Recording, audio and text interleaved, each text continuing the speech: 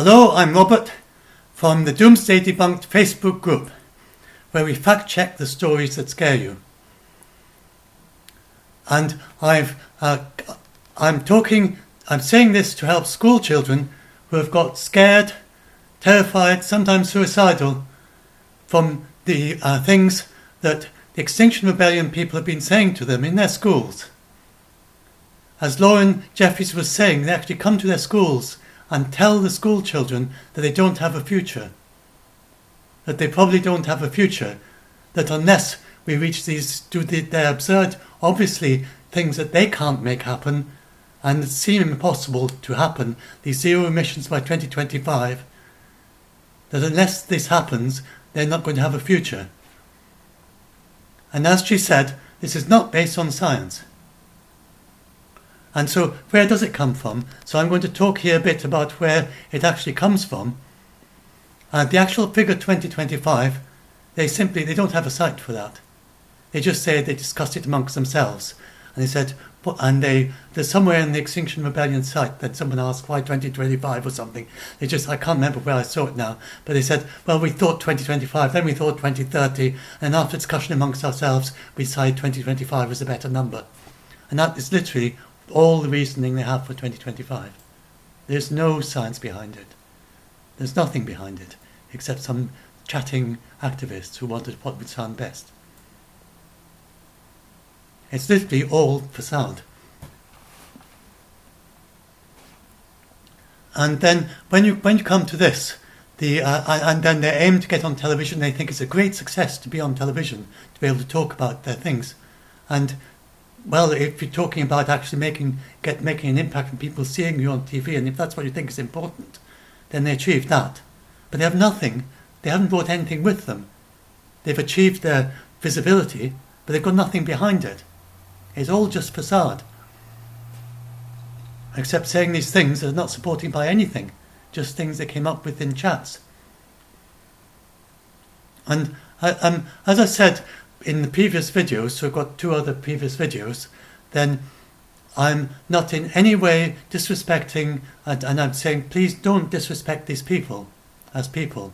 You respect them as people, but don't respect their science. Respect Rupert Read as a philosopher, as a very capable speaker. There are many things you can respect about him.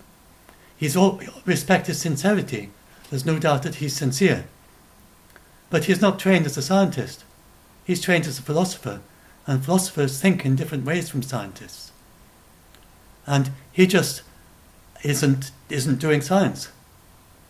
And yet he's telling you that it is science. And presumably he actually believes it's science. If we accept his sincerity, I think he's sincere, myself. When you read some things he says, it comes through and through. I think he's sincere, but he's just not doing science. And he thinks he is. Or he thinks he's conveying science. Anyway, whatever the reason, I'm now going to take us to the deep adaptation paper, which is what seems to have kind of started this up, or maybe they both are together. This is kind of the core of it. And this paper has never had any peer review. Now you mightn't understand, maybe I'll give you a bit of background on peer review first, and why you need peer review in science. So the thing is, peer review is not about getting a consensus of views when the consensus doesn't exist. So if you have lots of different ideas, and the science is not settled, so science goes through these phases, that it usually starts off being very non-consensus. But over time, for instance, Newton and Leibniz had 2 different ways of doing calculus. It's the same in maths. Maths starts off, people think of maths as being very crisp and clear. But if you look at the history of maths starts off very non-consensus. People trying different things and them not working. And the maths just not working. And they try, and something goes wrong and they can't really figure out, why isn't my maths working? Because maths doesn't start off with axiom systems. You don't get Euclid writes down the axioms of geometry and before that there wasn't any, and then after that everybody knew how to do it. It's not like that. Maths starts with all sorts of scattered things that don't fit together, and then eventually Euclid, with a lot of difficulty, sorted out what the axioms of geometry were. And seen from a modern perspective, there were several he left out, because he didn't have the modern idea of an axiom system. He not only had to invent geometry, he had to invent the very idea of an axiom system. But there was lots of maths before there was Euclid. And so maths is like that. It starts off very non-consensus. And with Leibniz and Newton, then they had two different kinds of calculus. Leibniz used the infinitesimals, and Newton used the limit process. In the end, today, the limit process of Newton won out. Neither of them, according to modern standards, were correct. But at the time, it was the best they had. And they worked up to a fashion, but they didn't have any real explanation of why their calculus worked. And there have been numerous things in the history of maths like that. But nowadays, you go to school and you just learn your calculus lessons.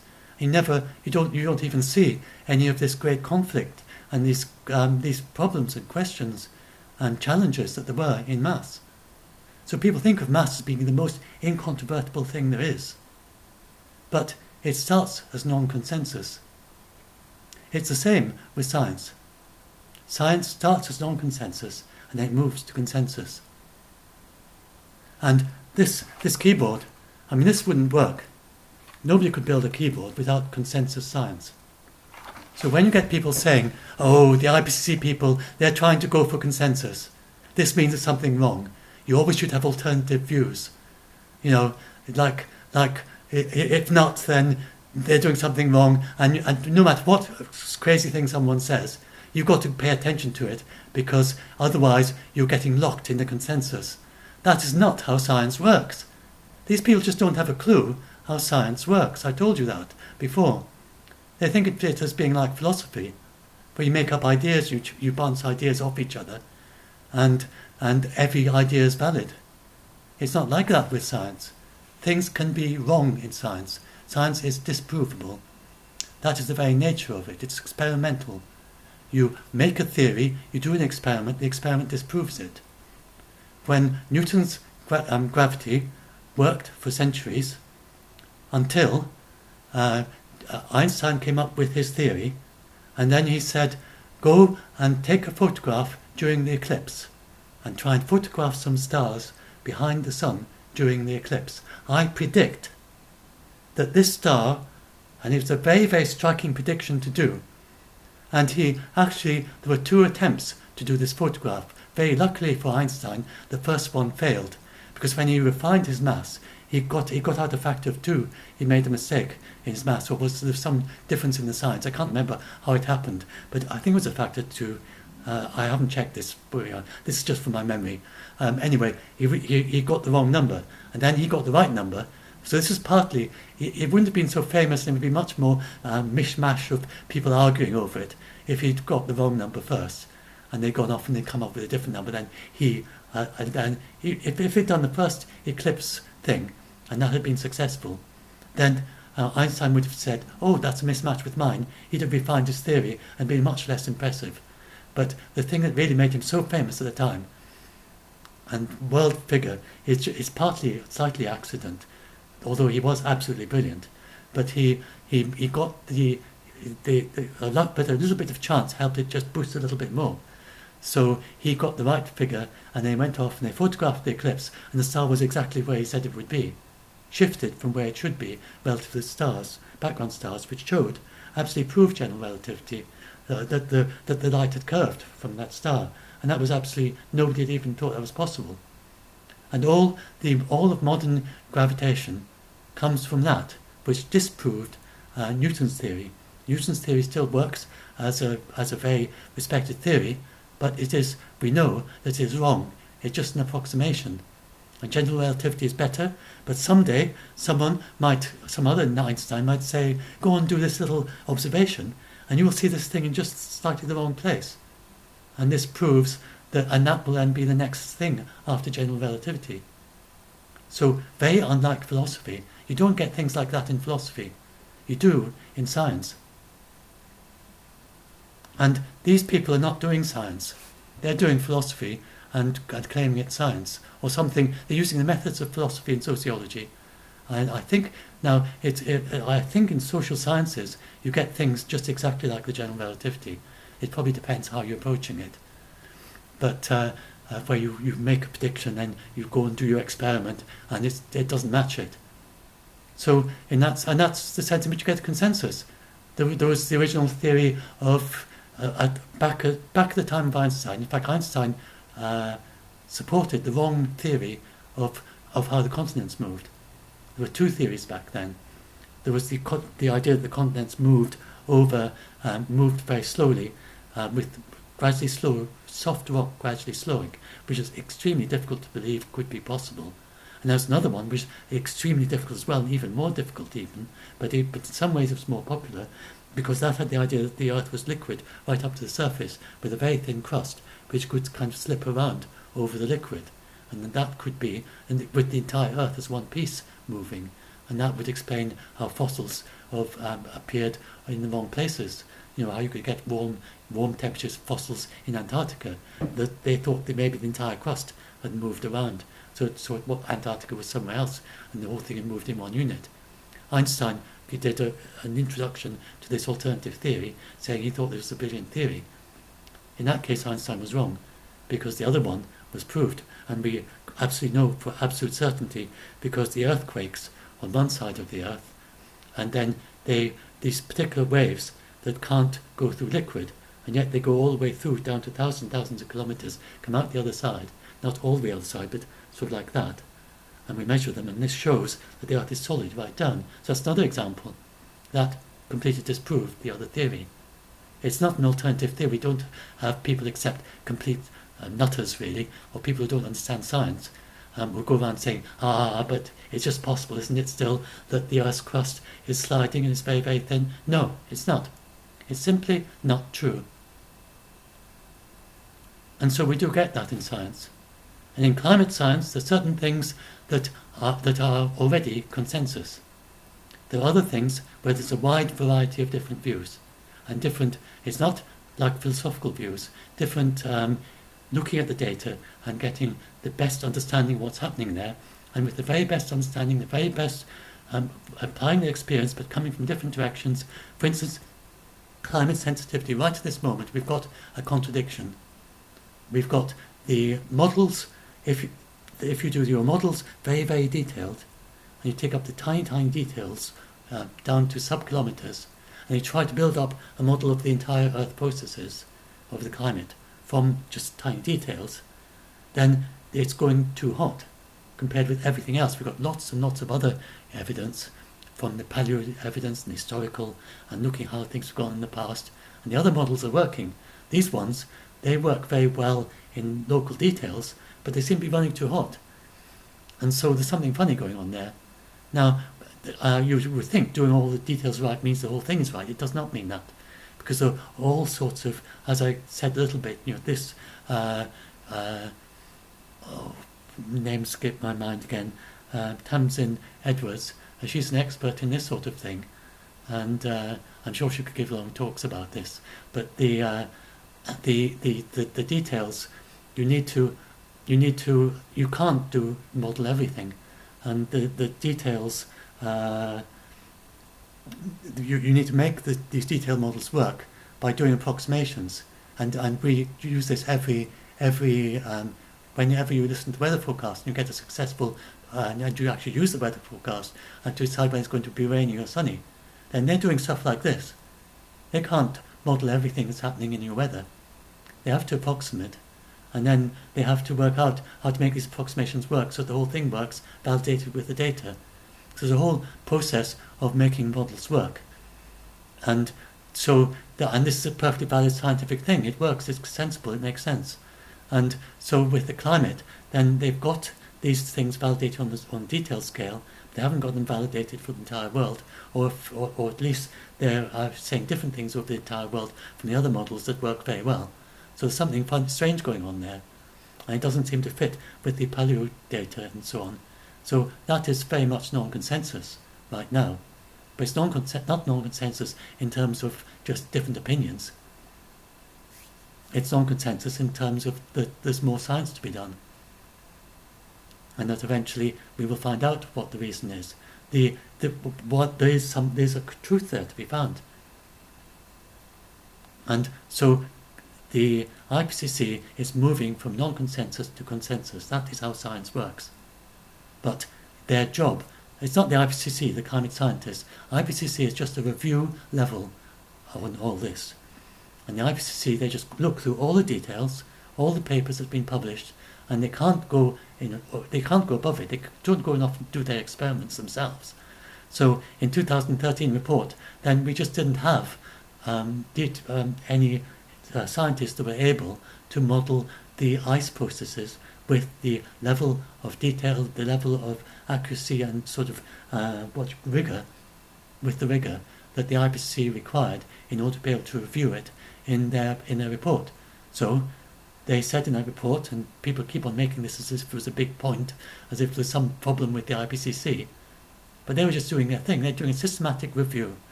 They're telling all the other scientists and the general public what the state of knowledge is in science, in climate science.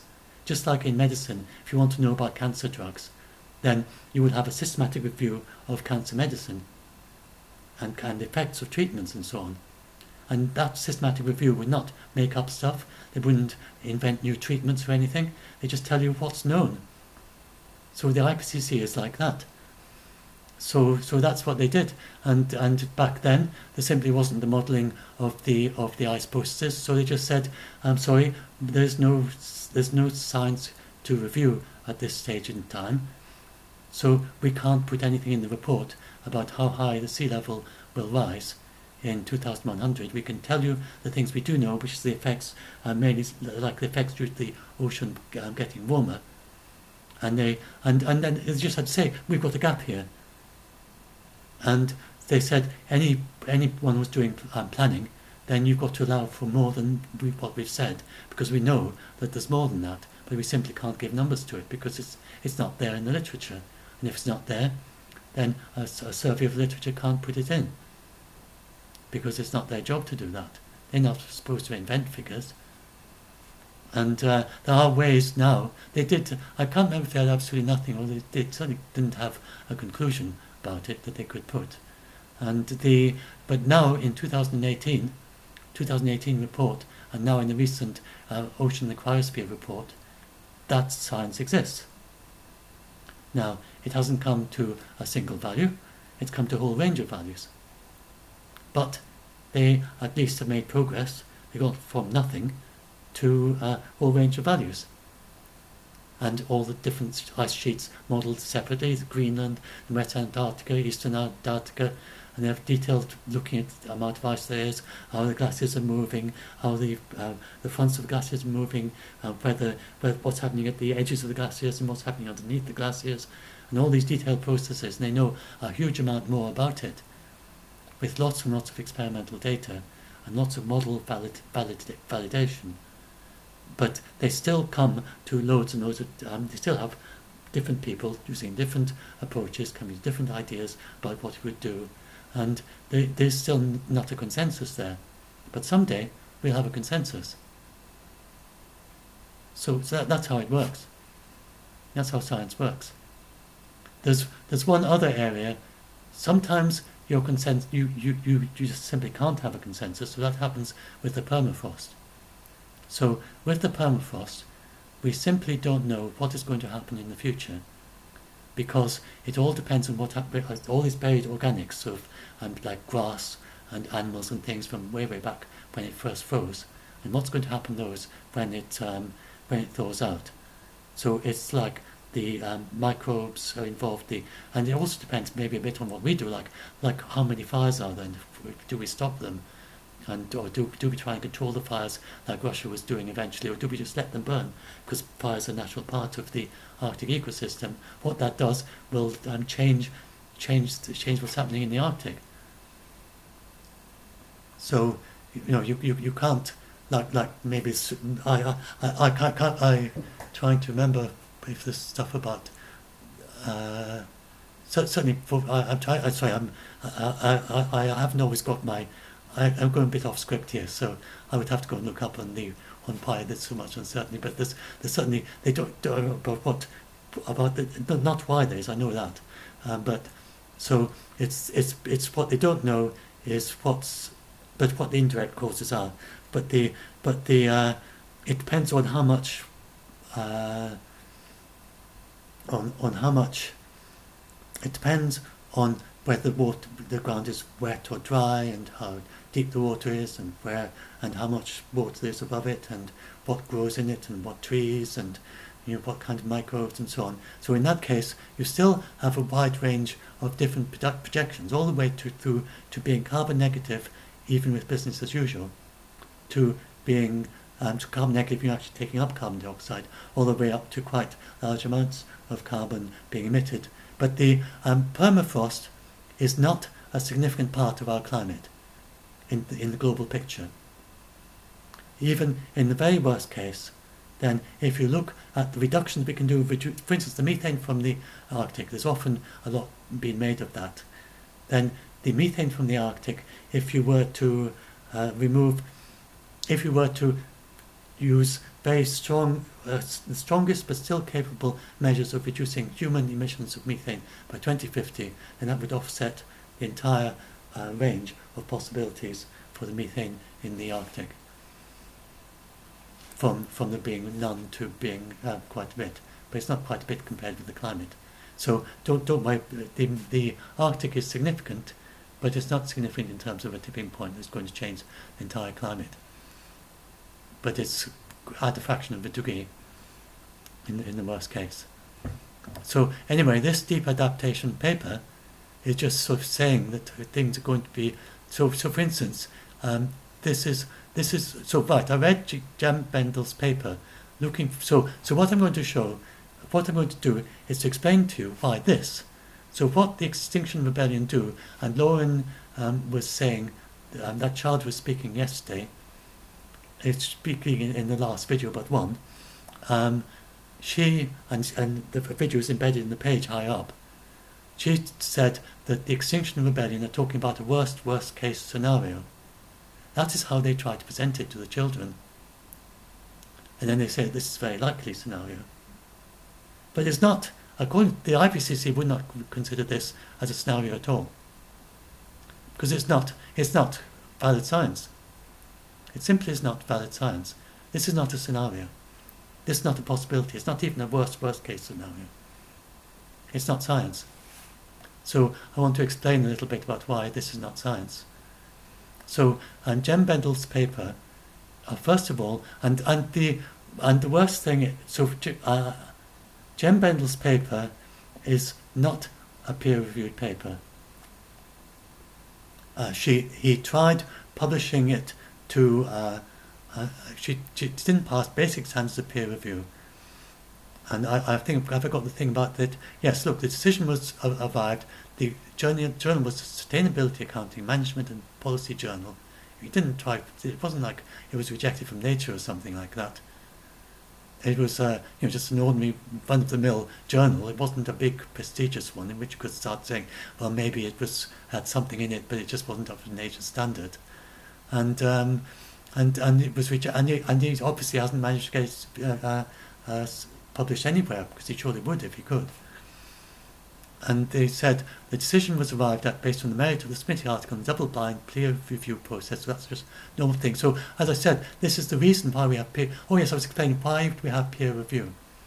So the reason we have peer review is not to test someone's ideas. You don't have peer review and check, oh, this chap was saying, look, there's lots and lots of ice melting. Our publication doesn't put anything, it doesn't publish anything that says there's lots of Arctic ice melting. It's not like that. It's not like you might think peer review in philosophy. I don't know if you get that in philosophy. I never published a philosophical paper.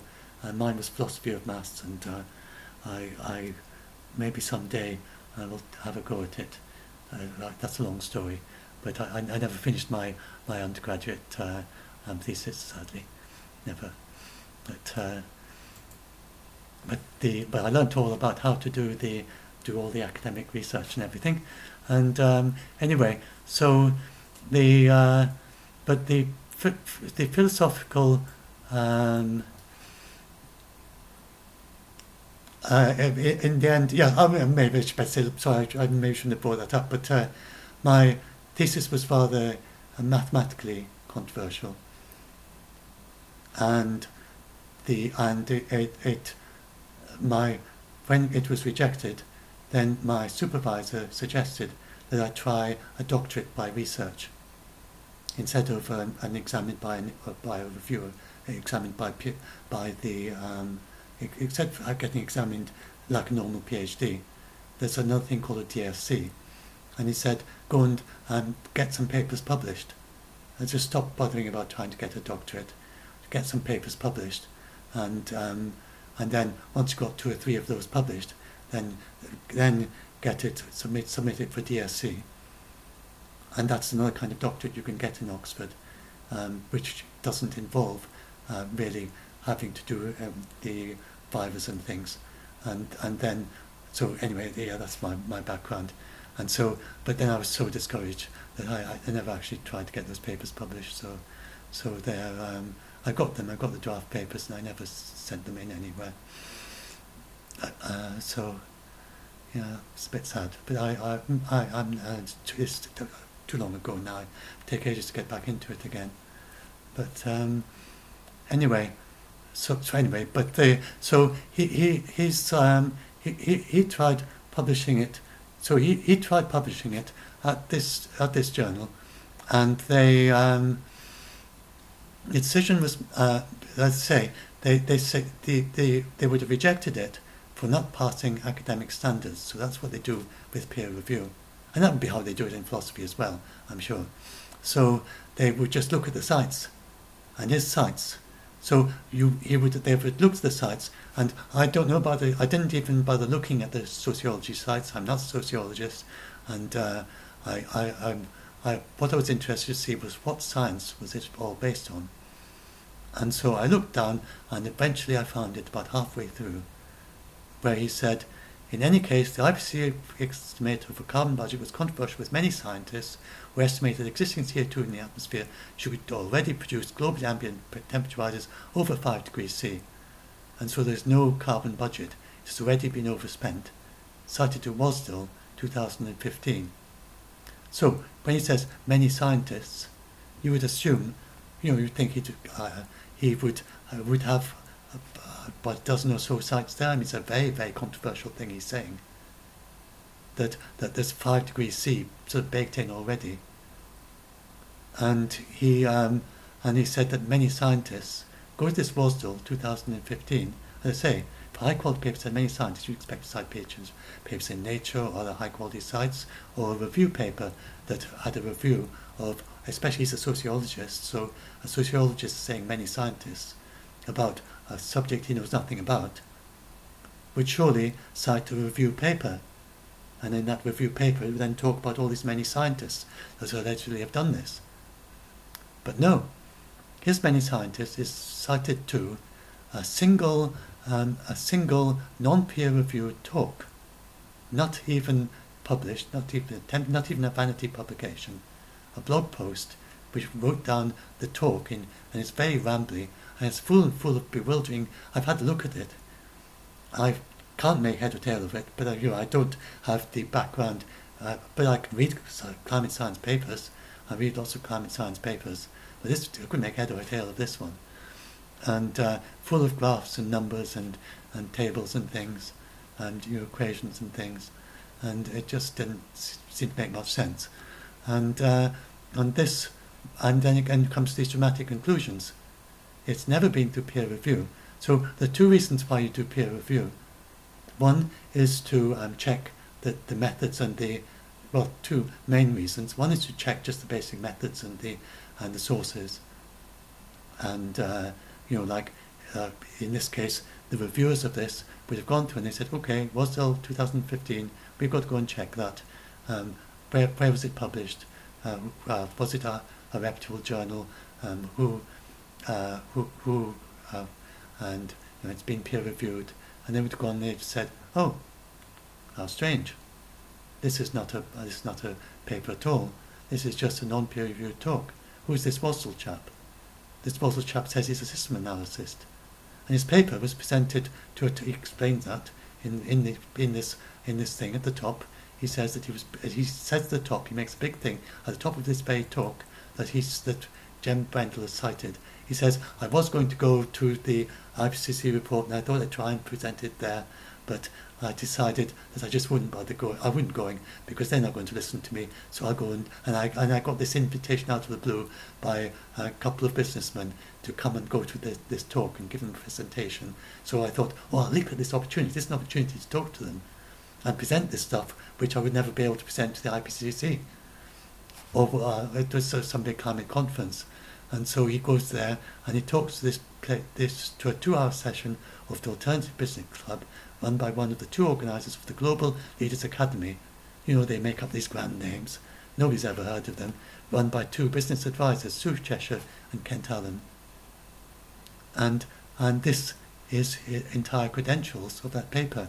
He says, you've got to believe this, because I gave it as a talk to 2 business advisors, to one of these 2 business advisors in a session of the Alternative Business Club.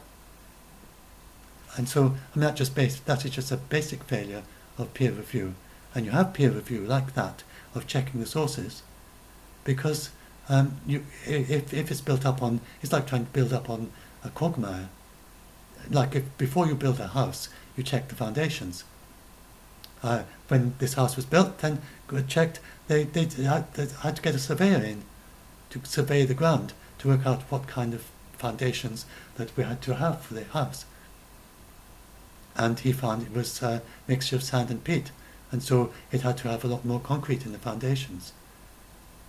And it made it more expensive. If it had been, the foundations were more expensive as a result. And there was a lot of kind of trying to think out how can we do it for the least cost and yet be acceptable according to business standards, when you've got not very much of if you'd done the foundations and you found it was stones and pebbles and things and shingle, or if it had been solid rock, then there'd been a different situation. You build a different way, different foundations method. So it's like that with a paper. This is like trying to build on a quagmire. You can't use it. That 5 degrees C is just going to sink into the quagmire. It's just like trying to build a house on a quagmire without any foundations at all. So that's one of the reasons why you have to do peer review. You've got to make sure that the sources are grounded properly. And those sources have to have their peer review. Especially, he's a sociologist and he's sourcing it on the climate paper. And the climate paper is actually not a paper, it's just a talk, and it's not even had critical feedback. He's not even given it as a talk to climate scientists. All he's done is give a talk to some businessmen who don't know anything about climate science. And that is supposed to give it credentials and say, okay, this is a good, he must know what he's talking about climate science. So the other reason, and so you have the sources, you have like the methods, experimental methods, and then these will, I'm sure, how they did the experiments and and the data, and then you have the actual physical data, and it has to be properly collected, and this is all the kind of the groundwork on which it's done. But then on top of that as well, you have, and especially in something like climate sciences where there's an awful lot of theory, then you have the actual reasoning in the paper. That is actually using these experimental data to correct conclusions. Now you're not asking, you don't peer review it to see if the answer is correct, in the sense of if it differs from another paper that has come to a different answer. You don't say, oh well, the other paper got to that answer, this one came to this answer, so we've got to cross off this one. You don't do it like that, because that's the way it works in science. As when you've got cutting edge science, you often have papers that come to different conclusions. In both cases, the scientists are using the very best ways of interpreting the data, but the data is incomplete and the understanding is incomplete. They make their best conclusion. Like just now, there's a big news about how just very recent news about how the universe might be round according to one measurement, but every other measurement says it's flat. You can't say that therefore the round one is wrong, but it seems the obvious conclusion. But the people who published the research saying it's round, if they've done their research properly, then you don't just not publish it. You publish it, and then everyone looks at what's going on, and they try and resolve it. So when you do peer review, it's not trying to get a consensus with all the other papers, but it's just looking at the foundations that is actually solidly founded in proper experimental approaches, and it's citing other articles that are themselves properly grounded, they've been peer reviewed, and that the reasoning from there is correct. And so I can give a little anecdote there about the reasoning process. So that happens even in maths. So when I was doing in my, I can't remember which year, a few years into my postgraduate, a little bit into my postgraduate, then I was interested in graph theory, which is not my main topic. My main topic is back then was logic and foundations. And but graph theory, just one many things that I had an interest in maths. Which graph theory is about not what you think about as graphs if you're just talking about high school. It's about taking lots of dots and joining them together in lines. And then this was some problem to do with if you have, say, half a dozen dots, you draw them in different ways with lines, and then you colour it in two colours. And then it was about whether you have a triangle. I think it might be about whether you find a triangle in that. I can't remember now. I can't remember the details now. But it was a quite a famous problem in maths. And I mean, not in maths generally, but in graph theory, it was one of several. No, I mean, not like hugely famous, not like sort of Fermat's theorem or anything like that, Fermat's theorem. But I mean, it was one of the unsolved problems in graph theory. And I just thought, I thought, I think I can see a way to solve that. And so I sort of worked, and it still seems to be working. Doesn't seem to be anything wrong with this. And I got to 10, 15 pages of calculations based on these ideas, and it just seemed to work and work and work. And I thought, this is, can this be true? I mean, couldn't it really have solved this problem? And then I showed it to another mathematician in the maths department there, another student, same, not one of the professors, but just another student like myself. And he sort of went through, I think, if I'm remembering it correctly, and there was a little mistake on about the second page. And every time I reread it, I missed that mistake. And the whole thing was building up on that. And it just all falls apart. And sometimes if there's a mistake like that, then you can rescue it, because the mistake itself is interesting.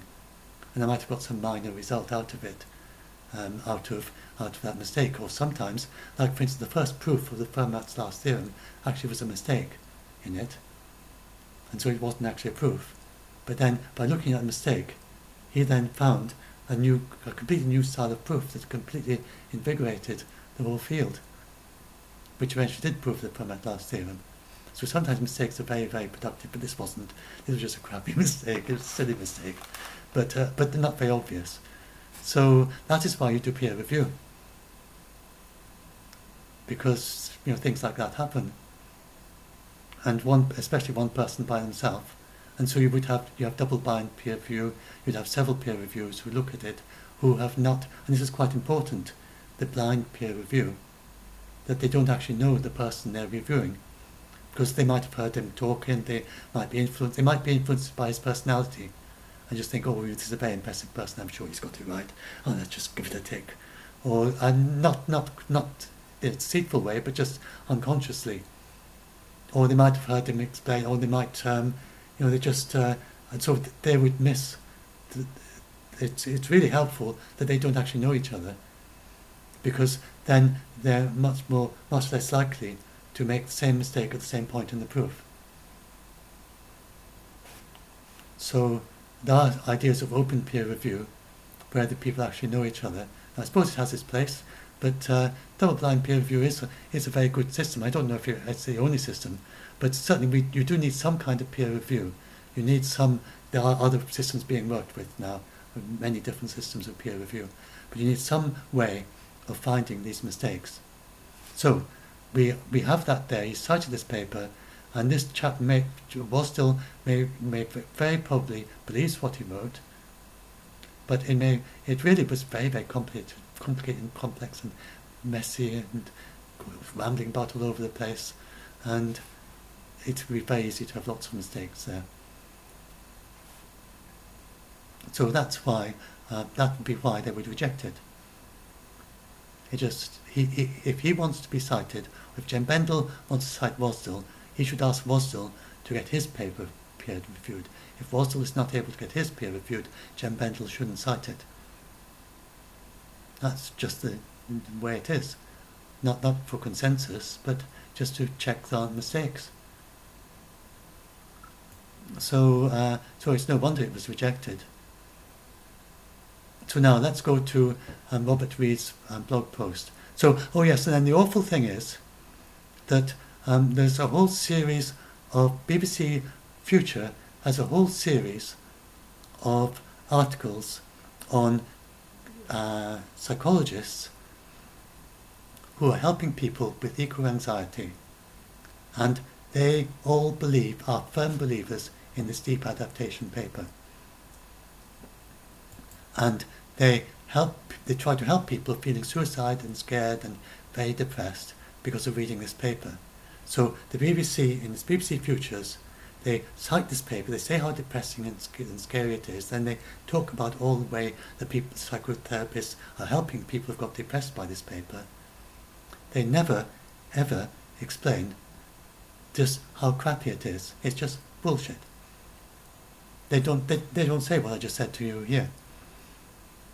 So then you get ordinary people going and watching this and reading that, and so this deep adaptation paper, it's gaining a whole momentum, an alternative momentum outside of the scientific community completely, just completely outside of the scientific community, or outside the climate science community, but supported by psychiatrists who believe it and write about it. So that gives it a kind of credibility which it shouldn't have, because it was never published.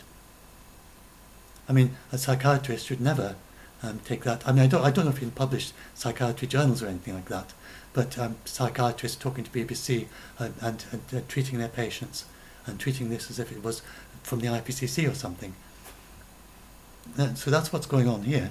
So now, so he shouldn't use that. But he says that he's a colleague and friend of Jem Bendel, Rupert Reed. So now this is his blog post. And so this is one of the things he says. So I don't know how much of this comes from that Wasdell thing. I mean, it's almost incomprehensible. And then some maybe come from the Jem Bendel. It really was quite hard to know what he was actually arguing. Anyway, so he said, so this is in his report, his article there. And in that, I could find in context, yeah, let's just bring it up. And then I can just search the page for...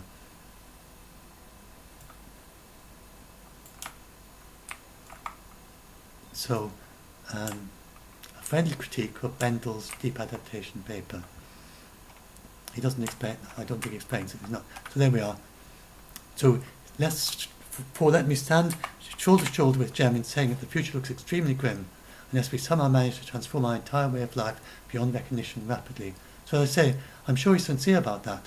And he says the situation is particularly grim in the Arctic. The albedo loss there is highly disturbing, threatening in itself to blow the IPCC scenarios away, as Jem details. And above all, there's the methane time bomb. If that gets unleashed, if the staggeringly vast amounts of methane, so I'm going to look at those two things of methane, but buried below the now thinning ice and permafrost, start to get liberated. Then he's got several major misunderstandings there. Then we will be not looking only at the end of human civilization, but the possible extinction of humanity and of most animals, perhaps within a decade. So he believes that. It's not true. There's no basis to any of that. So first of all, I want to talk about this particularly grim in the Arctic thing. So this shows the change in total solar energy input from 2000 to 2012. So this is not the actual temperature change. This is the temperature. This is the difference. If it's more reflective, it'll go blue. That means that less heat is getting to the surface. If it is, have I got it the right way around? No. If it's change in solar energy input. Myself. Yes, solar energy input. Yes, so that's darker. Yes, solar energy input 20 or 13. That means there's more solar energy getting in because the surface is darker. It's not so reflective. And the blue is less getting in because it's more reflective, like for instance clouds. So you can see that indeed the Arctic has become less reflective. You see, it's got a bit red. So see if you can start to think about where I'm going here with this. So what these people do is they say that look, the Arctic is getting less reflective. It's not getting quite as less reflective as you thought. So I'll just give the very brief argument first, then I'll start talking about the problems. They say, look, the Arctic gets less reflective, so more heat is getting in at the Arctic. This is just how reflective it is. This is a change in total solar energy input, right? So there's more solar energy being input there. Therefore, this is going to warm up the world. And they say, they now take that amount of heat that's been added there, they average it over the whole world, and they say this is going to warm up the world. And then they say, as a result of the world warming, as a result of all that heat there spread over the whole planet, then the ice is going to melt even more. That's going to lead to more heat being absorbed there. That's going to lead to more warmth going over the planet. They say that's a tipping point. That's what this is not a scientific tipping point. It's a non-science, junk science tipping point. It's not actually a real one, because they claim that more and more heat is going to start concentrating there and it's going to warm up the entire world. Tiny little region compared with the entire world. But if it was true that was the only thing that was going on, then it is true that warmth there would warm up the world, and then you get some kind of feedback, whether it be as much as what they say. But that very idea doesn't work. So first of all, the amount that it gets less reflective by there, and the amount of extra heat, is less than they expect, because what they tend not to take account of is that it's often covered in cloud, and cloud reflects a lot of light away. And then when the ice melts, then the areas over the ice get more cloudy than the areas over the sea get more cloudy than the areas over the ice. So that offsets quite a bit of the effect of the darkening of the ice, of the water. Then, of course, in the Arctic, the albedo effect is only effective in the Arctic summer, because in the Arctic winter, it's complete darkness there. You know, the sun is like that, and that's in shade. You know, it's just below the polar circle, wherever it is. Then in the middle of winter, then there's no light ever gets there. So obviously in the Arctic winter, the albedo makes no difference. It's just going to cool down as much as it always did. And then in the Arctic summer, then because the sun is going like that, immediately it's going quite like that, quite high in the sky, but not high for the Arctic. But compared with the height in the equator, you're never going to get that high. So it's just coming in slanting on this slightly darkened area, which has got less, still got the clouds.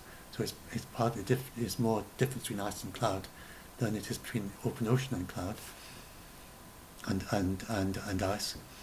And so you can see that the Arctic albedo effect is not such a huge thing. In fact, an awful lot of the warming in the Arctic is not due to the albedo effect. It's because as the planet warms up, then you get convection from the equators taking heat more to the poles than it did before. So that's a lot of the reason why it's warming up more there. It's warming up more here. There's no albedo effect in Northern Europe, but Northern Europe is warming up more than the equatorial regions. I mean, it's obvious that the reason it's warming up more in Europe is not an albedo effect, and yet they claim that all the warming in the Arctic is an albedo effect. That's obviously not right. So they have a combination of both places. Look at how much it's warmed up, and they say that's an albedo effect. And once all the ice is gone, it'll warm up an awful lot more. All that warmth will be spread over the whole of the planet, and that warm up the whole planet. That causes more melting, cause more tipping point, and then soon the most eccentric, the most weird one of all is the so-called blue ocean event. I'm not sure if Jem Bendel believes that. He probably does, but I don't know. I haven't actually which I haven't read. I'm not quite, I haven't sort of tried to look at all his writings on this, but that's the blue ocean effect is ends up with the. I mean, I basically once I saw that, you know, I said, oh, that's where it all come from. Well, and I think this bit about Jem Bedler, it's probably blog posts and talking to him, being a colleague. It might be more than maybe a blog post. Anyway, whatever the reason, it doesn't really matter. So you have these other people that believe in the blue ocean event, which is the idea. So I'll just talk about that. Whether it's a Jem Bedler thing, I don't know. Probably not. But they believe that once the Arctic ice melts, they think it's, and once all of it melts, they seem to think that once you've got the last few square kilometres of it melted, so there's no ice left, then from then on, the Arctic ice will never freeze again. And this is a very, what was a computer scientist or something that came up with this theory, can't remember what it was, and you get lots and lots of people just saying that as if it was established science. And it's nonsense, because obviously in winter it's going to freeze over. You put salt water in a cold enough freezer and it'll freeze. It'll get very cold in winter because there's no sun. So it's so much nuts stuff around on this topic. Anyway, so now to explain the reason why, even so, you've got the albedo effect there. Then what you want to just looking at the albedo effect, and so this will increase in solar heating there. Notice that you've got heating there, and you've also got heating there. You've got these more reflective regions, and the green areas here, it's slightly confusingly color coded, but the yellow bits on it are actually reflective, and the green is more reflective, quite a bit reflective. The red is sort of roughly similar to the blue. The orange is not as absorbing compared with what the green is reflective. So if you kind of look at that, there's more reflection over the whole world going on. Remember, this is just a change. It's not how much, not how it is now. That's how it's changed from 2000 to 2012. So it's got less reflective there, and there. It's got more reflective over all these green regions, and the blue regions, and even the yellow regions, and they're a little bit more reflective. So the world as a whole has become more reflective as a result of global warming. Even the northern hemisphere has become more reflective, slightly more reflective, even though it's got the Arctic ice in it melting, and the southern hemisphere is significantly more reflective. So this is not an accelerating tipping point thing, it's the opposite. It's a kind of dampening thing. That as the planet warms up, it becomes more reflective, reflects away some of the heat, and so it doesn't warm up quite as much as it would. And the Arctic ice melting is just a detail amongst all that. There's also one like that. I'm not quite sure why that's darker. I mean, some of this is changes in climate. That's in the sea, isn't it? So presumably there are less clouds there and more clouds there on average over that period, or maybe there's some other reason. So that just completely blows that out of the water. This is not true. So the situation is particularly grim in the Arctic. So if you go and look at the last IPCC report, then in chapter 3 they say sea ice is often cited as a tipping point in the climate system. Detailed modelling of sea ice, however, suggests that summer ice can return within a few years after its artificial removal for climates in the 20th and 21st centuries. And so these, I'm going to go on and talk about the studies. These studies suggest that changes in Arctic sea ice are neither irreversible nor exhibit bifurcation behaviour. So bifurcation behaviour would be like where you go up like that, and it's this like maybe say that the amount is melting, then a lot of it melts, and then in order for this amount is melt, and this is a rise in temperature, say, and a lot of it melts. Then in order to come back, then you have to reduce the temperature right down there before it starts freezing again. That would be a bifurcation behaviour, because it comes back a different way from the way it went up. But they say no, if it goes like that, then it could just come back the way it went. As you cool down, it just reverse itself. No bifurcation behaviour. and it's therefore plausible that the extent of Arctic ice may quickly re-equilibrate to the end of century climate under an overshoot scenario. In other words, if we did overshoot to 2 degrees C and then we brought it back to 1.5 degrees C, the Arctic sea ice would just come back. So this is just, it's not the IPCC, there's no science behind this.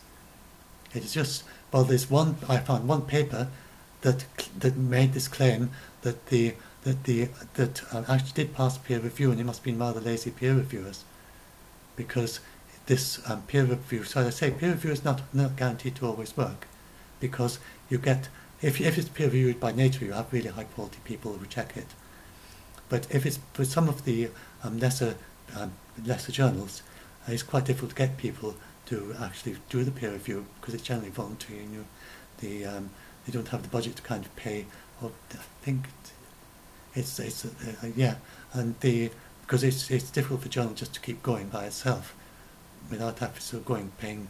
I think if I make any mistakes in these videos, please tell me in the comments. And so anyway, so it's really difficult for the small journals. Then they don't get the kind of, they sometimes don't get quite the high grade of peer review. Nature would get very high grade peer review. So you don't really expect, you go to a Nature paper. Now, by the way, just to warn you, Nature has taken to syndicating, for some reason, very low quality stuff from Climate Wire. No, Scientific American does that, sorry. I must get it right. I think it's Scientific American with Climate Wire and Nature with its opinion pieces, was it? They have a mix. They have a mix. So yes, I think it's Scientific American that syndicates Climate Wire, and that's just let's check that Scientific American Climate Wire American.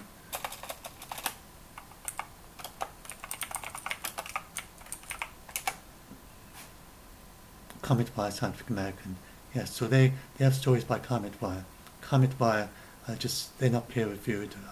They're very low quality. I don't know why Scientific American has taken to publish them under their own heading.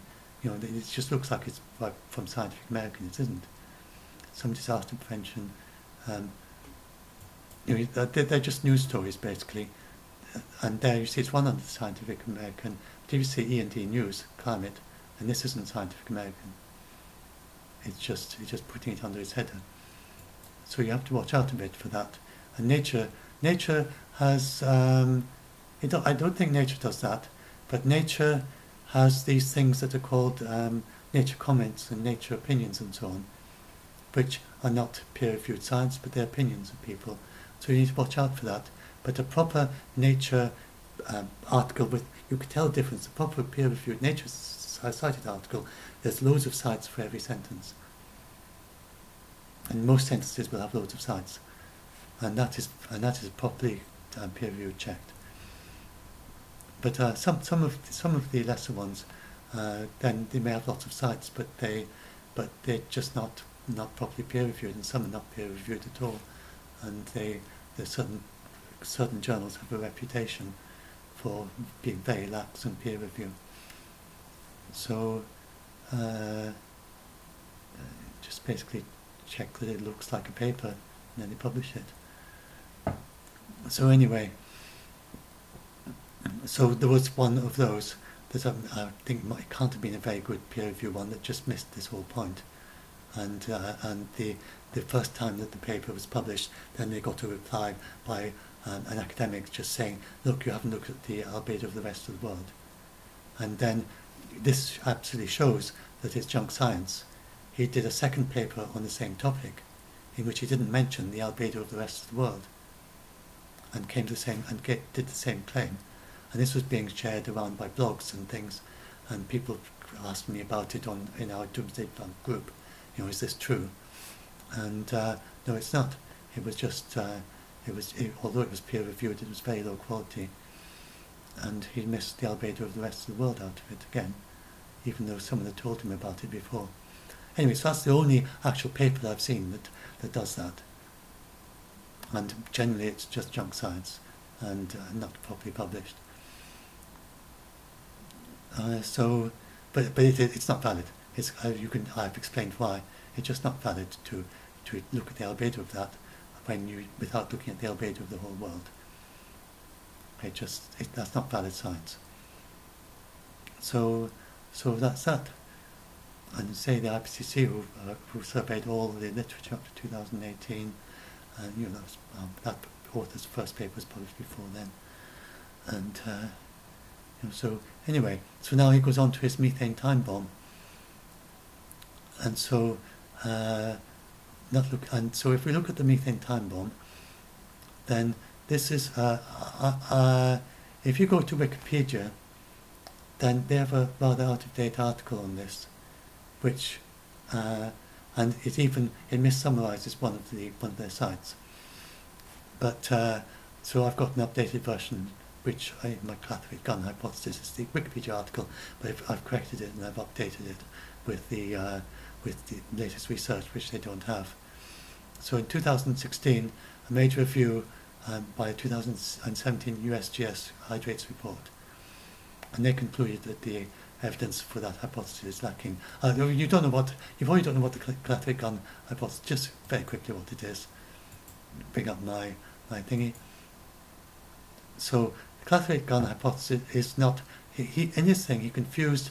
I think he confused methane with the permafrost, but this is about not land permafrost, but a kind of permafrost below the sea, and hydrates, which is a kind of gas hydrates. We've got a picture of it.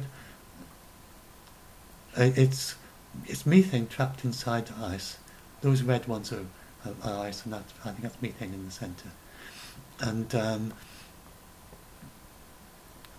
then there was a thing about, I meant to put something. Oh, never mind. Anyway, so that's how it works. That the methane, actually these clathrates, if they were just on their own, they'd float to the surface because they're lighter than water, but they're mixed up with the sediment, and so there's a whole lot of things. People thinking it could all the methane just sort of come up in one go, but it's weighted down by the sediment, and it's down to a great deal of depth, and then so there's a lot of discussion for a long time, and gradually over time it's all developed. But then by 2016, they don't get to the surface. Fertilising effect of methane at the continental margins. So this methane bubbling up at the continental margins might actually lead to microbes being fertilised and taking into carbon dioxide. And they only decompose to a depth of 1.6 metres. That needs to be replaced. So that so that's 2017. Then 2018, that they found that the methane has been escaping at the same rate for millions of years. This is a group especially devoted to studying the methane clathrates.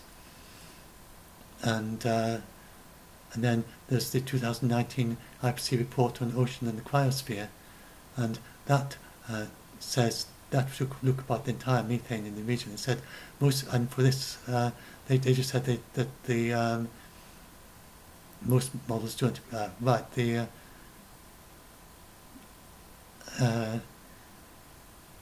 so they had an extreme methane emission scenario, and that's still a small amount. Methane sorts, and even if an extreme increase in ocean emissions, extreme scenario in which methane sources from tundra and lakes increase markedly, an extreme increase in ocean emissions, then if we keep to existing legislation on methane, and even with no increase on natural emissions, methane levels almost double, with the maximum reduction of anthropogenic emissions, so that's reducing our emissions from human emissions of methane, and even the extreme case of the methane emission scenario to only increase by 42% in the methane atmosphere over the case of no change, and that increases to just a little bit over. So over the case of no change was a big decrease. Then obviously because that was decreasing our methane emissions, that increases by only 42%. 40% of that's bit complicated to explain. Okay, start again. Um, Methane at the moment is constantly produced by humans, like from our cars burping and things you've probably heard about. Then, as we go for to target zero emissions, it's only a tiny fraction of our total greenhouse effect. But as we head for zero emissions, then when we're getting close to zero emissions, we want to get rid of the methane too, just to go all the way to zero emissions. And we can't get rid of the methane completely, so part of it is kind of offsetting, but part of it is natural methane anyway. And anyway, so if you're going down to that, so you've got the difference between just keeping methane levels as we are now, or decreasing it by taking well feasible measures, just increasing on what we've got now, with maximum reduction, maximum feasible reduction. Then if we do that, then of course it's going to be much less than it is now. And then then we're looking at total methane in the atmosphere. If then you've got the maximum reduction from anthropogenic, and then you had on top of that all the methane that's possible in the extreme scenario of being very, very pessimistic about what would happen for the clathrates. And the clathrates are just a small part, and all that and including the permafrost, including absolutely everything in the Arctic system, because this was a big review of the cryosphere and the oceans just a bit earlier this year. Then take out all the methane emissions in the Arctic region, including the clathrates, and the extreme, very pessimistic scenarios. Because it can, according to some hypotheses, it can very well be that it's actually taking in carbon dioxide because everything growing, because it gets warmer, and peat growing and things. So it could be this that actually it's net negative. Especially on the low emission scenario, it's very likely, very possible it's net negative. But if it were the very worst extreme net positive, then that increases it 42% over our already significant reduction, which ends up being a tiny, tiny increase over the 2000 and whatever emissions that I said there. So,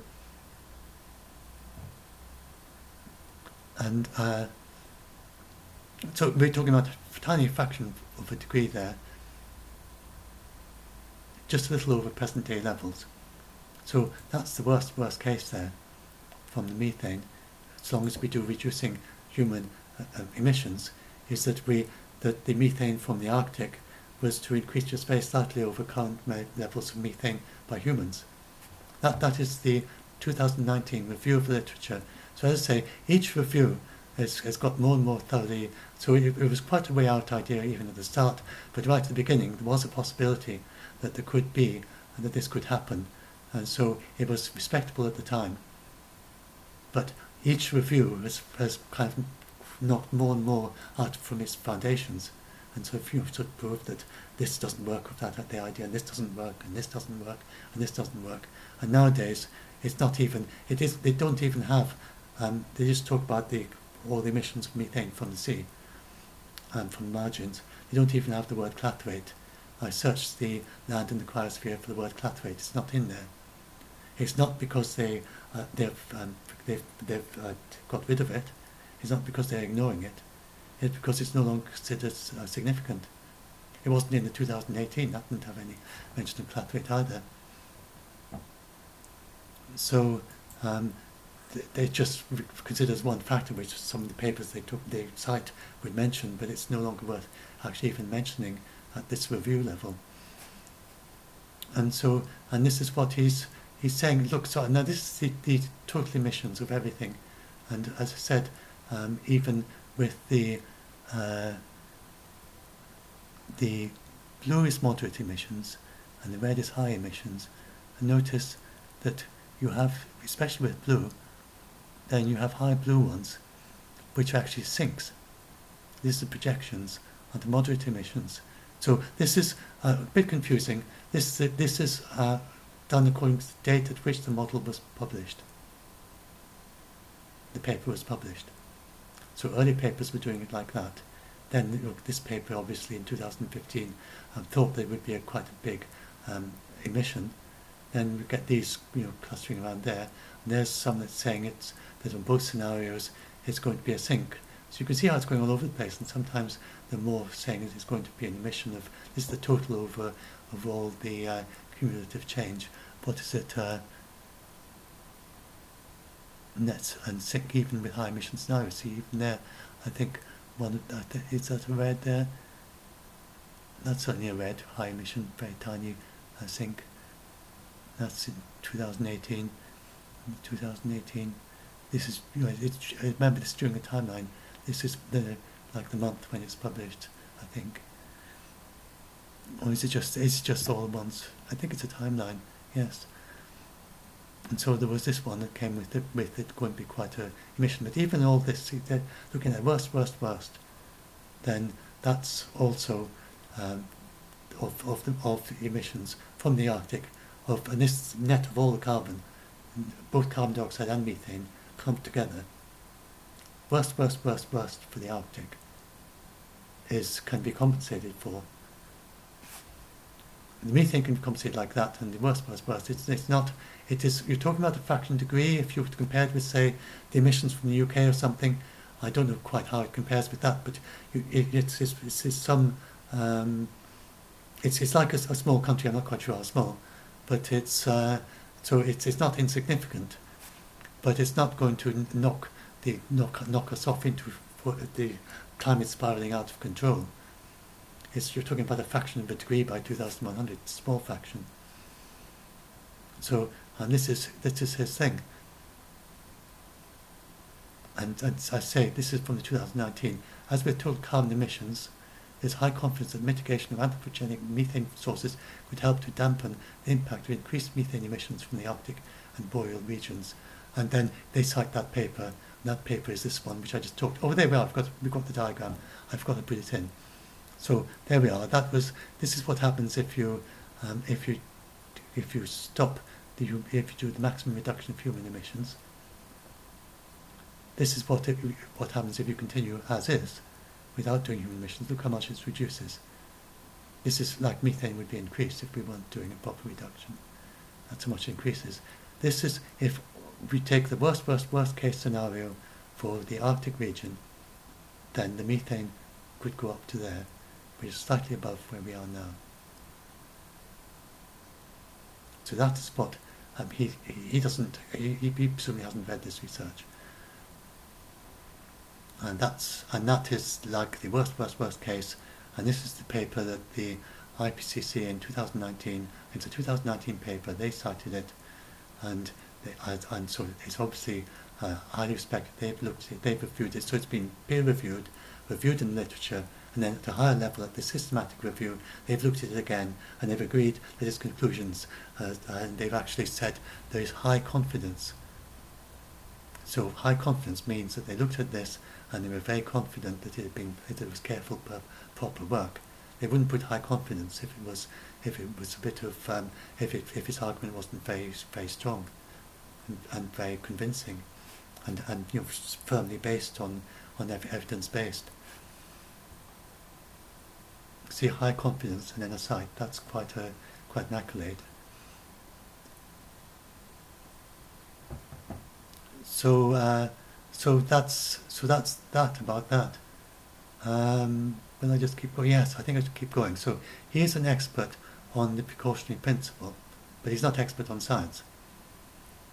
So here he says, I think that we need to be wary of hostages to fortune if in 2028 we're sometimes still standing.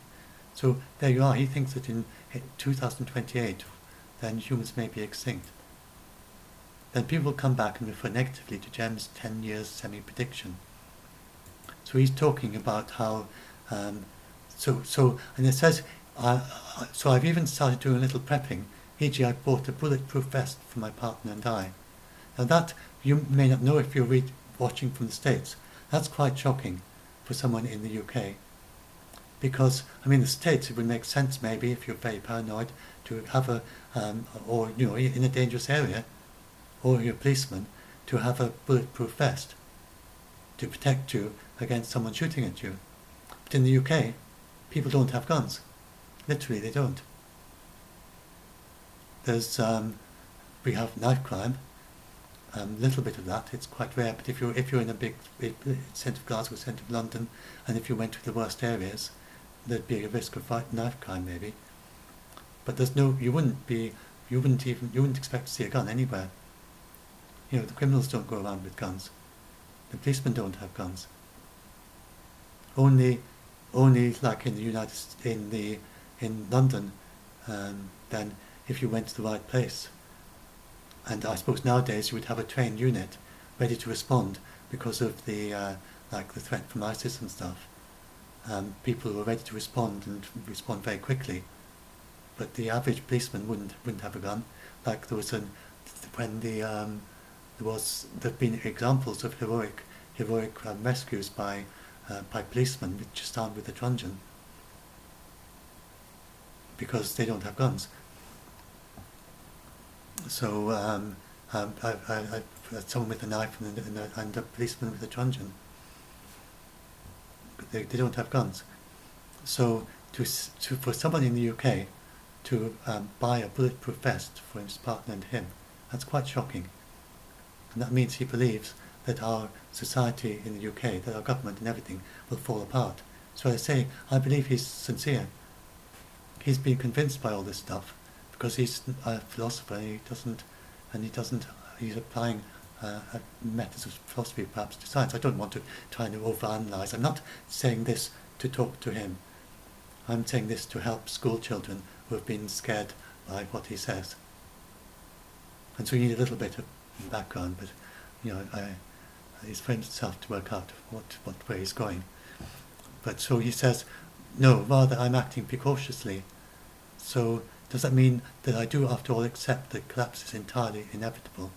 So it seems it's a discussion between him and Jem Bendel as to whether collapse by 2028, with all of us going extinct, or collapse of society and possibly all extinct, whether that's inevitable or whether there's a chance of surviving it. And he says that he bought his bulletproof vest because he thinks it's possible, but he doesn't think it's inevitable. And so for this reason, then that's why he says, and then he cited that blog post in this discussion to say, look, I'm not a catastrophist because I think there's a possibility that it won't happen. But that's not what climate science is saying. There's no possibility of this happening. It's not possible. It's just junk science. So then he's saying, rather I'm acting precautiously. That's the beauty of it. We don't need to make predictions about inevitability or about a specific time period to make precautions. That is correct philosophical analysis of the precautionary principle if he was using valid science. But the thing is, it doesn't. So now he's an expert on and he himself summarizes it. Look at his summary. It is applied in circumstances, so he's an expert on this principle. It is applied in circumstances where there are reasonable grounds for concern that an activity could cause harm, but where there is uncertainty about the probability of the risk and the degree of harm, and there's some gaps in the information currently available. So I give a couple of examples. I'll give an example of the San Francisco Bridge. It's reasonable to the Golden Gate Bridge. I should say Golden Gate Bridge because there's many bridges in San Francisco, but the Golden Gate Bridge is the famous one. It's reasonable to build it to withstand earthquakes and tsunamis, if there were tsunamis, I should say, if there were. You need to over-engineer and deal with the possibility of an earthquake that may not happen in our lifetimes. That is correct use of the precautionary principle. However, it's not necessary to build it so it can withstand a mega tsunami 300 feet high, because the geology is such that such a mega tsunami is impossible. San Andreas is fiction. So I have a little bit more to have an image there. There we are. So this is the movie San Andreas, and there's the big tsunami in the movie, and then it's impossible geologically because this San Andreas fault is a side strike fault. These plates move like that; they don't move like that. So in order to have a tsunami, it has to move like that because it has to push the sea upwards or push it downwards. And in order to create the big wave on the top that turns into tsunami as it spreads out over the ocean. So because it's a side strike and it goes like that, it cannot create a tsunami. So So this tsunami is unfeasible. It wouldn't happen in that one. And then in addition to that, the San Andreas fault is on land as well, of course. And you would need you need at least the motion of some of the land beneath the sea to get a tsunami. So this is geologically impossible. And in San Andreas, in the movie, they consulted with geologists, but they didn't use the advice of the geologist. They used it selectively. They used 1 or 2 points, but then they just riffed away, and they said, well, our movie's going to be much more dramatic with the mega tsunami. The geologist didn't say we'd have one, but we needed to look very dramatic, so let's just put one in. That's how they did San Andreas. And then, in addition, it's impossible hydrodynamically as well, as my seismologist Lucy Jones put it, reported by CBS News. Here where we start entering fantasy territory, tsunamis are not cresting waves, they can't be bigger than the ocean is deep. So apparently that's bigger than the ocean is deep. And just we shouldn't use the precautionary principle to upgrade the Golden Gate Bridge to withstand a 250-foot tsunami. We shouldn't use the principle to prepare for a methane bomb or an Arctic ice tipping point. That's not correct use of the precautionary principle. I gave her an example. So it doesn't say that when an activity raises threat of harm to, this is an actual statement, the wingspread statement, when an activity raises threat of harm to human health or environment, precautionary measures should be taken even if some cause and effect relationships are not fully established scientifically. Now that is correct. So with the Golden Gate Bridge, there's a lot they can't establish. The IPCC is a good example of that. There's lots that can't be established, and if not fully established. So when that's not known, but you have this range of possibilities, bearing in mind that you don't know, then you use the precautionary principle. But it doesn't say, even if it has no scientific basis and all the scientific evidence is against it, you do not need to take account of a threat that should be taken to prevent any claimed catastrophic event that someone says could happen. It doesn't say even if it has no scientific basis and all the scientific evidence is against it. And that is the situation for the methane bomb and for the Arctic ice albedo effect. So the precautionary principle, because remember this whole thing about science is about finding out things. It's not about making up ideas and you treat them all as equally valid. You get a consensus and you're working towards a consensus. You have a range of ideas, but these ideas all have to be supported by evidence. That is how science works. And you just don't take account of things that have no scientific basis and all the scientific evidence is against, because science is evidence-based. I think he doesn't quite understand that science, or I don't want to say that, he's not taking account, that'd be a better way of doing it, of the way that science, I don't want to comment on someone's understanding, but he's not taking account for whatever reason on the scientific basis, that science has to be based on scientific evidence. And that the whole peer review thing is very important, because he's relying on a non-peer reviewed paper, which in turn is relies on another non-peer reviewed paper in science. And I'm not even, and so he does, for some reason or other, he seems to think you can bypass peer review in science, and that something that's bypassed peer review should have the same validity for the precautionary principle as something that has gone through peer review. Absolutely essential to science, as I was explaining. And that's why I start this off with this long explanation of peer review, because without it, then it would seem just arbitrary that we're just dismissing this thing because it just so happens that he's saying something controversial and he didn't manage to get it published. And that maybe can happen in philosophy, I'm not sure. It can happen in literature. You can write a brilliant book and it not be accepted by any publishers.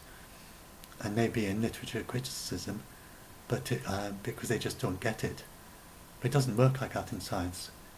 We don't have this situation where it's a literary marvel or a philosophical, wonderful idea, but the people who read it just don't get it. It doesn't work like that in science.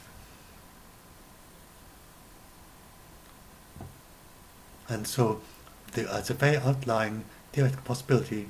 It just possibly might get a 16-foot tsunami. This is not from the San Andreas fault, but from other faults across the Pacific, and from I think that is from one up near Alaska.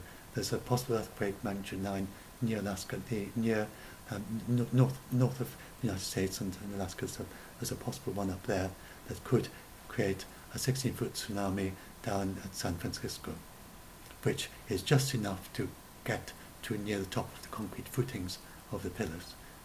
But of course that wouldn't have looked very exciting in any way. It wouldn't have made sense, because they only had the San Andreas, they didn't have another earthquake creating a tsunami at the same time.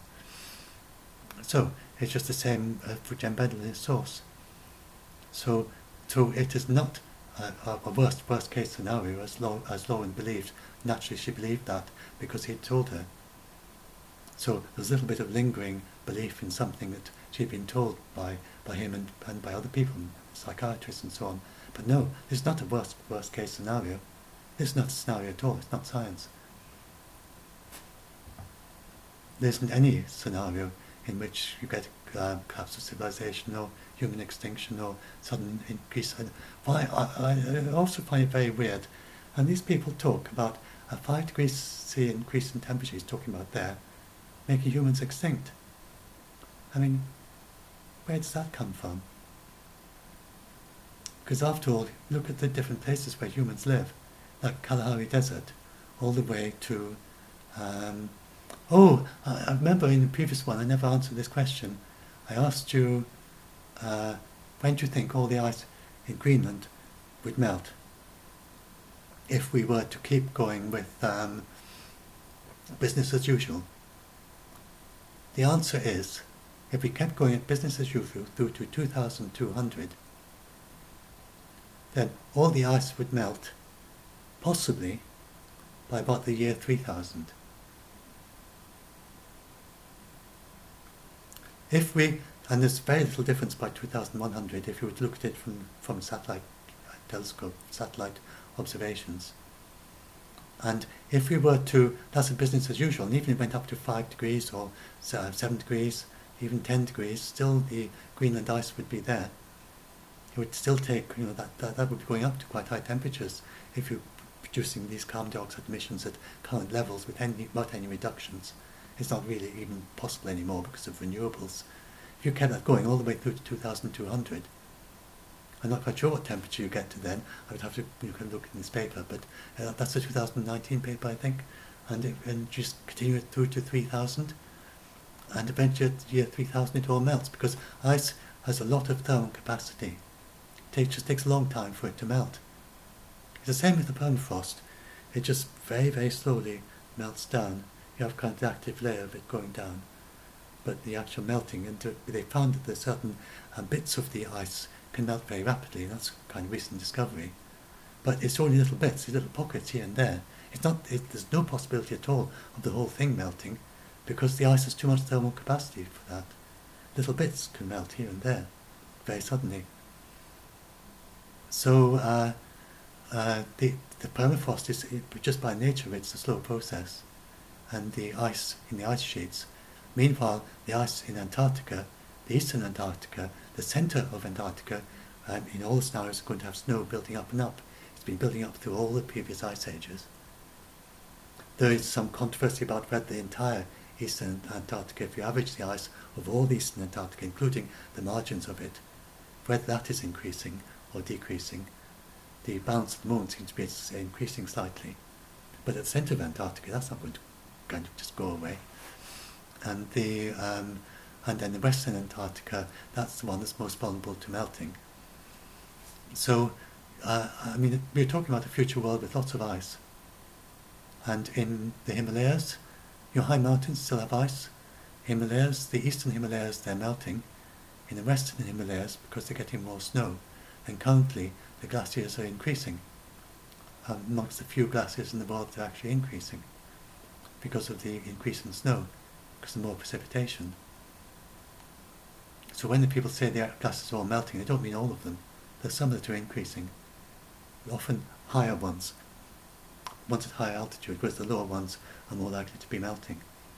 But if they're high up, and if they get more precipitation, then they can be increasing. So, and at 5 degrees C, that's certainly all going on. There's still eastern Antarctica was still parts of it increasing in ice, for sure. I'm not sure about the glaciers. I think They might well do. I don't know for sure. But and they look at that world, and he thinks that's a world where humans will go extinct. I mean, it doesn't make sense. I mean, humans survive off, humans can survive off, but I mean, with our technology as well. But even without it, I mean, it's not going to be much different. People, especially if you live in northern, in the higher latitudes, we have very big differences anyway between winter and summer. You're not going to look around and say, gosh, all the trees are gone. Where have all the trees gone? Oh, what's happened to all the grass? It used to be very grassy here.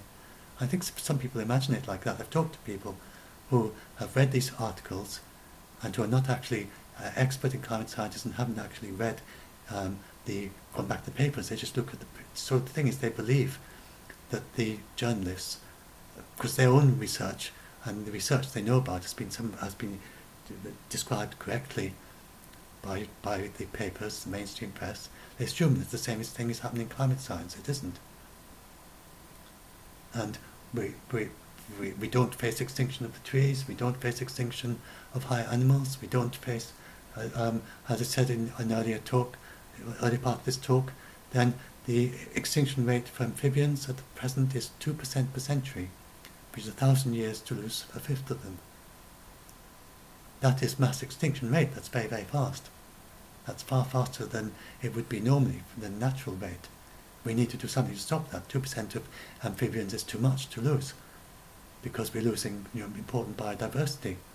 But that's not what most people think of by being at the start of a mass extinction. And it certainly isn't going to be a mass extinction if we could stop sometime in the next few centuries. And we're looking at stopping this century. It best have explained how to stop this century in a few decades. So we don't really risk a mass extinction at all. And I mean, humans are species of least concern. We are increasing. We're going to be able to feed everyone through to 2100. We can live almost anywhere. We can live in cliffs, on cliffs, and in sea. We can eat shellfish along seas. We eat crops. We are omnivores. We have our marvelous technology, and we can grow crops and things. Anyway, I'll put the fact-checking thing. All these things that people believe. I might do a video especially about that. But I've got the fact-checking list here. There's loads of things that people believe that are just not true, and they believe them, and they come to believe them in the last year. They didn't believe them in 2017 or 16, but since 2018, there's a whole belief system that lots of people have adopted.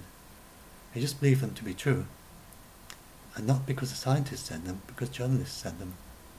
Like I was saying, the journalists go to these things and they listen to the IPCC and they think, I didn't see any headlines yet. Oh yes, there's a headline.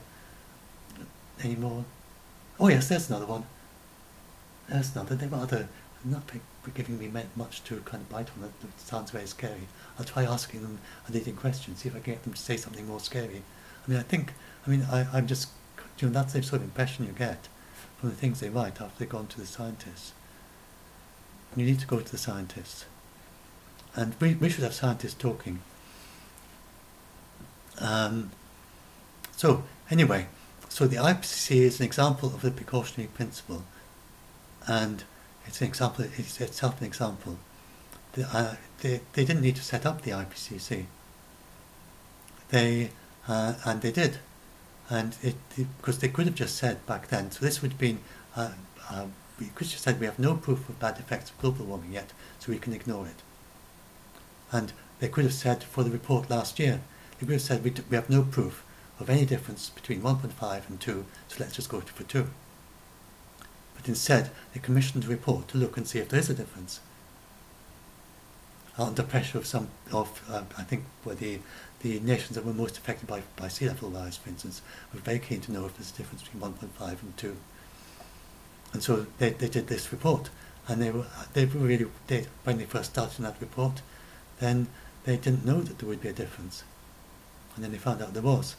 So that is a very correct application of the precautionary principle, where you don't know, so you don't just assume that nothing's going to happen, you investigate.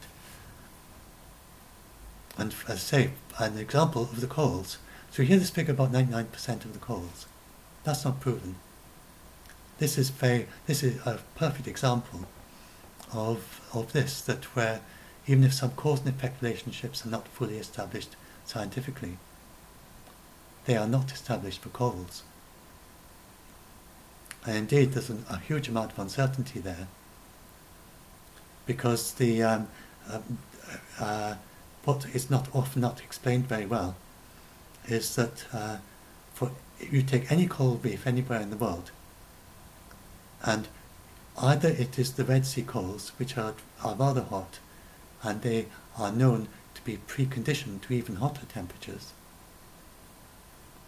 because of, I'm not sure of the details, but their history has made them preconditioned to be able to survive even hotter. So they should be okay all the way through to the all the way to 2100. Maybe change of composition or something, but there will be corals there, and then all the others, then wherever they are, corals do span the range of temperatures in the oceans. Wherever you find a coral, you find another coral that can withstand higher temperatures. For instance, the barrier reef corals, they're not so far away in Australia. Some other corals that can withstand higher temperatures and also a high tidal range, and they can withstand big differences, swings in temperature between I think it's between the tides. It's a while since I've read that. Again, I should have prepared for that. Well, I can't prepare for everything that I might want to start talking about. So I want to give another thing about. I made edit of an article on the corals, but the corals are the corals are very sensitive to even a degree increase of the highest temperature that they are used to, but they can adapt to several degrees increase over time. And then, once they're there, they'll still be sensitive to even a tiny increase over that. So you have one that's at one temperature, another in a different reef somewhere else, where it's a degree or 2 degrees warmer. But increase this one to that temperature, and these will all die.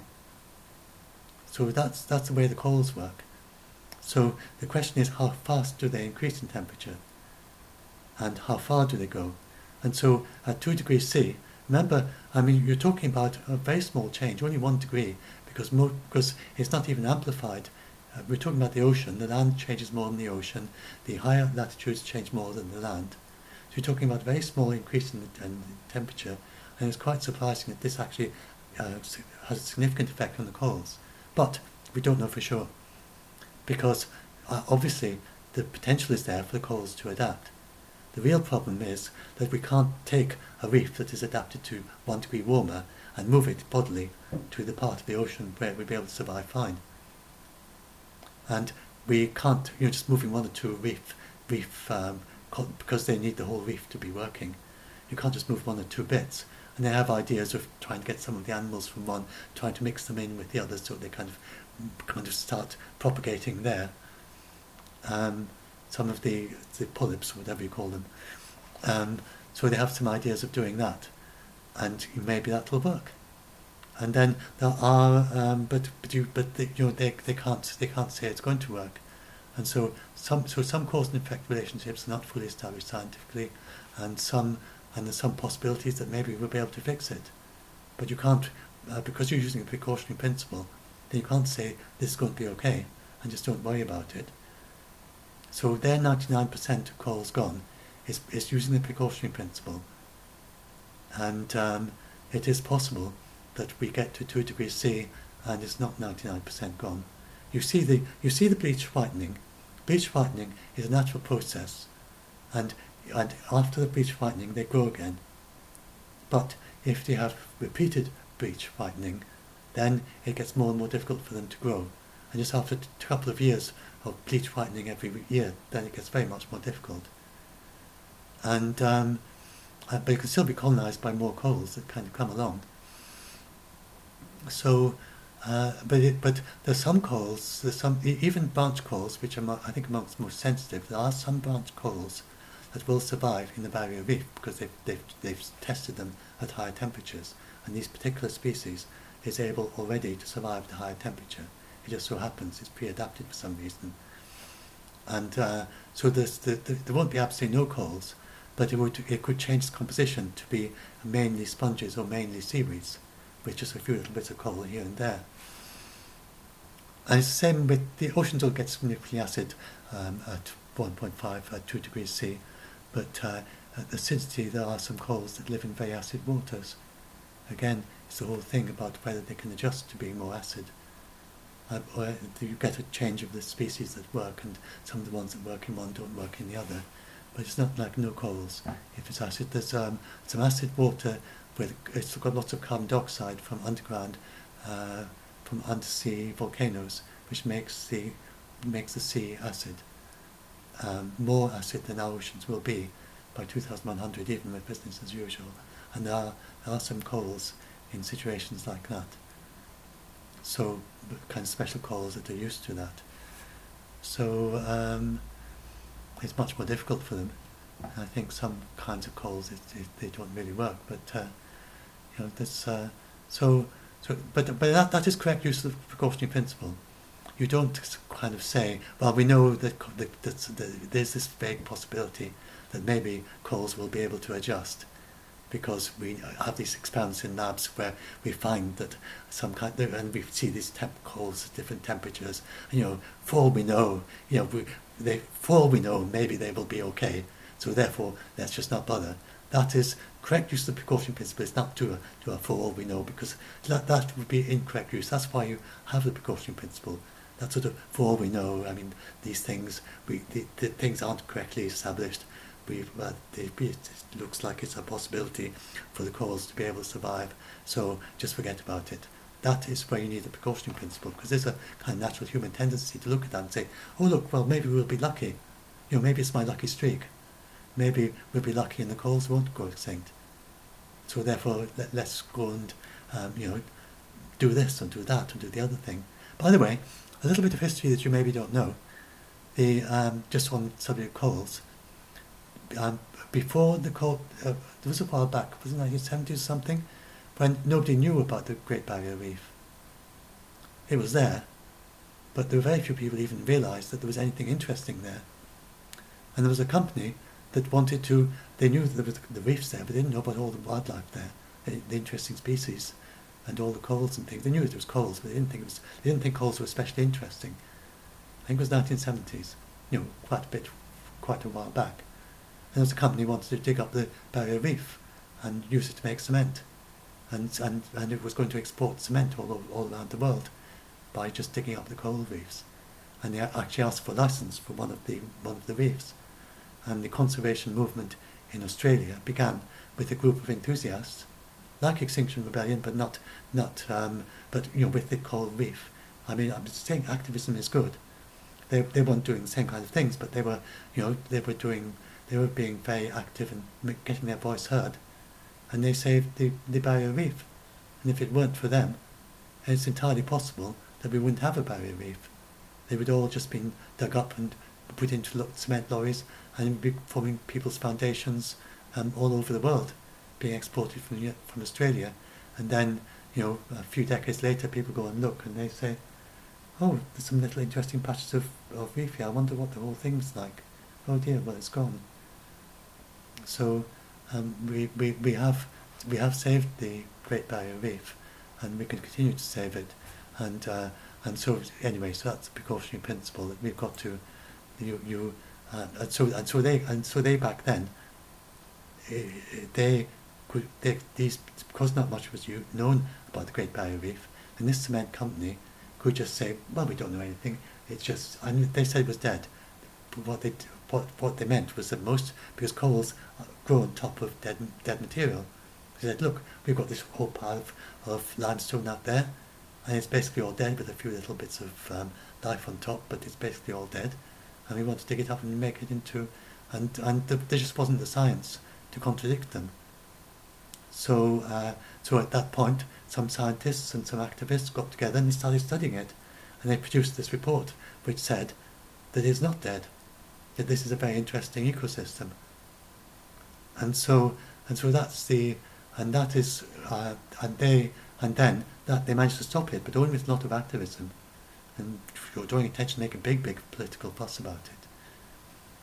So that was the case where the precautionary principle is being applied much more now. I don't know if when was being spread. It wasn't far off the time when it was actually being developed. So precautionary principle is a very important principle, and it protects things like the barrier reef. So I'm not saying anything against the precautionary principle. I think it's extremely important, but you have to know how to apply it. And you have to know it not just philosophically, but you need to know how scientifically to apply the precautionary principle. So, I say climate science. Now let's see what else we've got here. So I say you need to understand the content of the research to apply the principle. It's all about the border. I think I might read this a little bit. And oh yes, in the IPCC, I was talking about how we have the consensus developing. And for instance, people often claim that such and such a past model, but it's usually a misunderstanding. They say that the climate science doesn't work, and look, we've got these examples, but they're usually something a bit fishy there. Carbon Brief, they do very good articles in Carbon Brief, though a little bit techy. And you also need to be aware that they're cutting edge. So sometimes they have an article goes one way, and sometimes goes the other way, because you haven't yet got a consensus in science. So they're written articles by scientists sort of for generally scientifically literate people to read. So you don't want to read an article and say, this is the entire understanding of the entire thing. I mean, some of them are very review things, but some are rather more specific. So you need to have some understanding of the scientific method before you read the Carbon Brief articles, to just not get too caught up in saying this author is right. Because although eventually science comes to consensus, remember that climate change is at an early stage where you have these different views coming up, which may contradict each other, like the idea at the moment that is the universe flat or round, absolutely huge round, by the way, almost flat. It's as big as we can see it, right, and expanding very rapidly and getting faster and faster. But is it? And by round I mean as huge as we can see it, out to tens of billions of light years. But is it beyond that, still round? Is it round beyond that, or is it flat beyond that, round or looped round beyond that, way beyond? Or is it flat and going out flat and flat and flat and flat, way beyond what we can see, even with our biggest telescopes? So that is an example where we have papers coming up with different things, but it's just one outlier. So they're saying it's round when everyone else is saying it's flat. So that's what science is like. So you might find some things in Carbon Brief like that. One of these papers saying it is round when everyone else is saying it's flat. So you need to have a little bit of an understanding of the science process there, because climate change science is in flux. But I'm still working towards a consensus. But and this is not a review. These are sometimes particular articles about particular ideas, whereas the IPCC reports. So the way into climate science is to start with the IPCC reports, because we're so lucky to have them. They give a high-level review. They give you a kind of map of everything, and then within that you can see where these studies go. And this is for instance, you read a paper saying the permafrost is a net sink through to 2100. You get another one saying that it's going to lose carbon, and then you go and you've got this land in cryosphere, and it shows you that little timeline with all the different things. So you either look at like that, or you look at high-level review. For instance, I was finding out about the Amazon rainforest, and I found a very good high-level review. And about permafrost, I found a good high-level review of permafrost before the IPCC thing was reported was done. So when they actually produced their land and cryosphere report, then this section with all these things going up and down, like I showed there, I wasn't too surprised by that. In fact, I knew that already, because I'd read this big 2019 or 2018-19 review, which was saying the same thing, which was a big review, but not like the IPCC of the whole of climate change, but a big review of permafrost literature. So that's the best place to start, with a review, a big review survey if you can find one. and then you can find out where the other things fit within it, because they would cover all the literature that there is on the topic. So, so anyway, so now, so there's this bit, even the 1970s predictions, even back then, our science in the 1970s was able to give a reasonably accurate broad brush projection of what's happening now. What we see now is the climate that they thought, even in the 1970s, at the very, very beginning of climate science.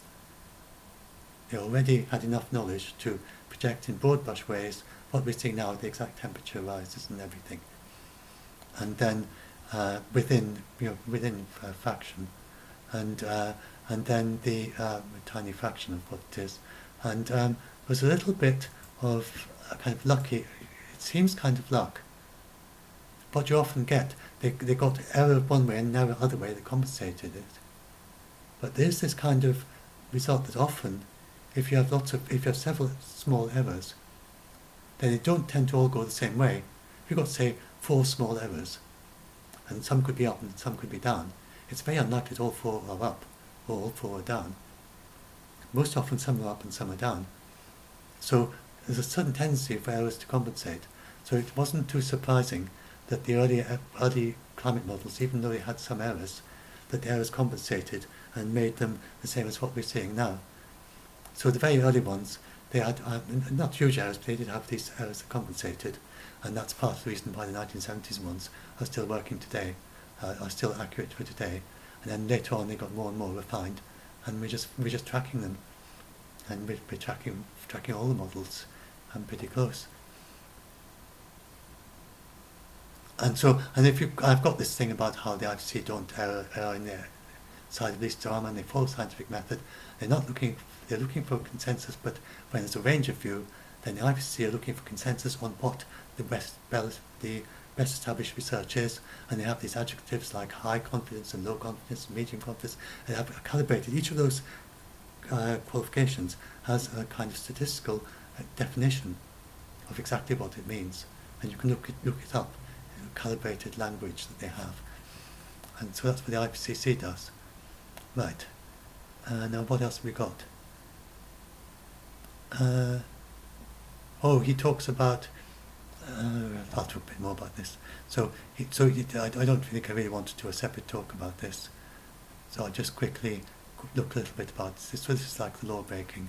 So when he was talking to the students, then he says in the talk, I was asked when I came here this morning to tell the truth, Rupert, but you mustn't encourage students to break the law. And so he just says that. So I'm not going to encourage you to break the law. I'm simply going to draw attention to the fact that sometimes when you do something disruptive, you can get people's attention. What is that but encouraging young school children to break the law? And as some people have said, and maybe get a criminal record. And how is that going to affect their future life? You know, if they go on a climate protest and they glue themselves to something, say, and then they get, they get something on their thing, and then he goes and talks about the tube, and he says he thinks that targeting the tube, which I don't know if you know, but they targeted the tube and they stopped commuters, and at that time, computers would be desperate to get to work. They want to get there exactly on time. If they're late, then what's their boss going to think? What's going to happen? Maybe they've got some exact timetable they've got to fit, and they always go on. And then suddenly the tube has been stopped by a whole lot of Extinction Rebellion. Extinction Rebellion persons who glued themselves to its roof, so they can't move because of the tunnels. And he said that he doesn't think it's. I don't think it's fair to say it's illegitimate, because it's just a tiny fragment of the vast disruption that will come if the whole tube network gets knocked out. That's what happened if London floods. I mean, he has this idea that London isn't going to flood. And he has this idea of a sudden catastrophic change, and lots of ice melting probably, and the sea suddenly going up or something. I mean, it's not science, you see, but he believes it, I think. And so for that reason, he thinks it's perfectly legitimate to target that. And he says they should target richer people, and especially those who fly a lot, and especially private planes. So, I mean, I hope they don't do that, all this stuff, and stop doing this tube stuff, because the tube is the most green and climate-friendly means of fast transport we have in the UK. That got them very bad press.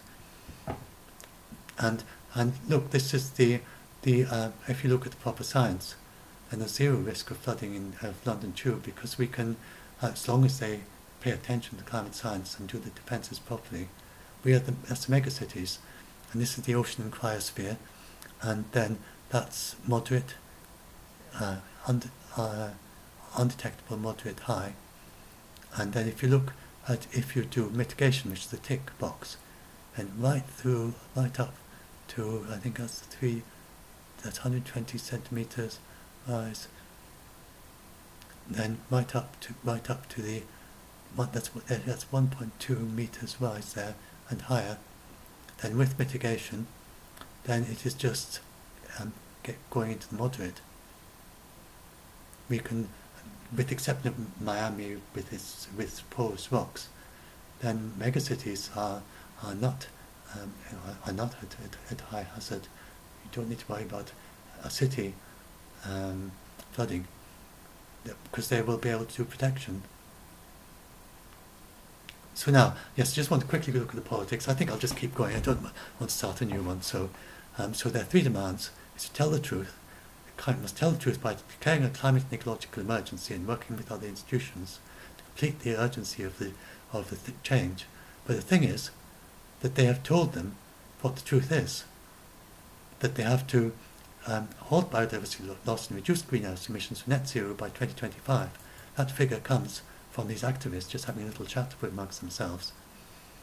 And you must create and be led by the decisions of a citizens' assembly.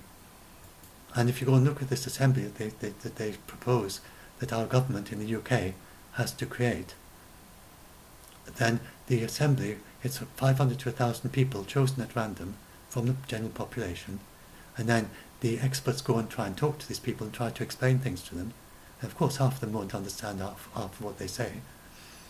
And then these people then make a decision, just as an assembly, and they might say, we don't think we should have any solar panels anymore in the UK. When they do that, we should only build wind everywhere. Say they decided that. Then the UK government has to do that. And only if it involves extra budget. Or we shouldn't encourage solar anymore, we shouldn't encourage wind, or they might say, for instance, there's some people who believe that wind turbines are harmful to birds. And you can easily imagine such an assembly working out amongst themselves, not believing the scientists, and saying, we all think that all the poor birds, we must stop all wind turbines. We're going to pass a law saying we can't have wind turbines, it's all got to be solar panels. And it's not true. I mean, the birds killed by wind turbines are far less than birds that are killed by skyscrapers or power lines. And there's a particular risk for wind turbines and sea eagles and eagles, but that is dealt with by siting the turbines correctly. You can also have alert systems to stop the turbines. And you can also have these automated. They're starting to do work on that.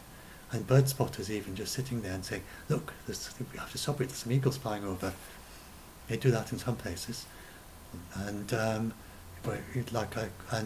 condors in California, they have these little things that are notified, but it's mainly done by sighting and putting them in places where the big birds of prey, they don't tend to fly through, because they're quite dangerous. They're dangerous because they're moving sideways, and their vision isn't used to judging it and realizing it's going sideways at 200 miles per hour.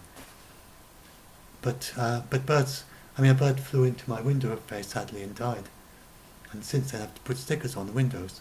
And think how many birds are flying into windows, and they're not okay. The one, I think it was just a blue tit or something, but I can't remember what it was now, but but you will get rare birds flying into windows. Rare small birds, and maybe even bigger birds sometimes, especially if it's a skyscraper. And you do what you can to stop it, but it's just the nature of our civilization. But birds die anyway. And especially small birds, I think half have died by the next year, just the way of it. They have very short lives. and then you get a few of the more mature ones that live on for several years. And there's lots of things that eat the birds and kill them, and they die of various natural hazards. And sadly, we can't kind of modify the world so that birds don't die. So anyway, so wind turbines, they're just like any structure nowadays, and they're doing what they can about the bird thing, especially sighting and design and things. And but trying to stop wind turbines for that reason is a bit like trying to stop skyscrapers, because skyscrapers also kill birds, and even ordinary houses and houses with windows. So it's not. But you could imagine a citizen assembly just deciding arbitrarily that we shouldn't have any more new wind turbines, or even telling the ones we've already got to shut down, because they get very passionate and emotional about the birds being killed by wind turbines. So why? But they're just saying this. So, and these three demands, they're all problematical. 2020 no science, require government to tell the truth as they see it, because the 2025 is included in the bill. They've got an actual three demands bill that they want Parliament to pass, and so they have the 2025 included in that, and there's a citizens' assembly thing. So there's a thing about it's a good quote. Where is it? As Winston Churchill once. So they actually did create a citizens' assembly, but it's not going to have power over the government. They've actually created, and the citizens' assembly is a nice idea, but giving it the power of the government is not a nice idea. Because why would unelected, randomly chosen people make better decisions than the MPs that we elected, and they had to talk about their ideas and plans to the people who were electing them and explain themselves, and you choose them because you think, oh, he's a sensible chap, he's got his head screwed on right, he understands the local issues, or he understands with the coming election, which we're just having now, then people will be looking at their local candidates and say, how clued up is he about climate change. I know it. People often just do it by the party, but they also do bear in mind the local people if it's something that's where a difference in views, and especially if you're a borderline between the two, and your party itself is internally divided as different views, then you might choose whether to vote for them depending on the views of the particular candidates that you're voting for. And you wouldn't have any of that with Citizens' Assembly. It's just anyone at random, and just whatever views they have, and they have this huge power. And but to get it, and so he's saying that so they're doing it. Rachel Reeves then they commissioned the climate, and he said Parliament needs to find solutions which are equitable and have public support will be crucial. So that is the value of the Citizen Assembly, to work out from these 500 to 1,000 people how much public support is there for these various suggestions of ways of transforming our society. That much is excellent. So there's value in the idea, but making it demand that's where it goes far over the top, and that's anti-democratic. They're trying to change the way we do things, and do it by gluing themselves to things and just saying you've got to. We will keep doing this until you pass this bill, and that's not democracy. I mean, how would they like it if someone did that and they wanted to, I don't know, ban Muslims from coming into the UK, for instance, and they kept gluing themselves to bridges and to the House of Parliament until the government does a ban on Muslims? I mean, how would they like that? So, this is not the way to do government. And as Winston Churchill once put it, many forms of government have been tried and will be tried in this world of sin and woe. No one pretends that democracy is perfect or all-wise. Indeed, it has been said that democracy is the worst form of government, except for all those other forms that have been tried from time to time. And I think that's a proper, humble way of treating democracy. And you're not saying to everyone else, you've got to become a democracy. But it's the best that we've tried. But it's also it's the worst, it's the least worst, really, not the best, it's the least worst of all the systems we've tried. And in the UK we have parliamentary democracy. In the United States they have a different form of democracy, where they have a president, we don't have a president. Our Prime Minister is just a spokesperson for their party. There are many differences between the two. And we, in the UK, it's not our place to tell the United States to adopt a parliamentary democracy such as we have in the UK. And it's not the place for the people in the United States to tell us to adopt a presidential three-party, three branches democracy. And they try to interpret ours in terms of their three branches, but they don't really fit, because we don't have the president, and we don't have the executive branch in the sense that they do. And our Supreme Court doesn't work like their Supreme Court. It doesn't. We don't have a constitution. We don't have a written constitution. We have an unwritten constitution, which works very well in the UK. And our Supreme Court is very reluctant to come in on anything, and it is totally non-partisan. It's nothing to do with parties. We don't have anything like the US Supreme Court with its partisan, and with they're not voting by a party, but they are put in, and the difference is that in the US, the government chooses who goes to sit in the Supreme Court. In the UK, the government has no say at all in who sits in the UK Supreme Court.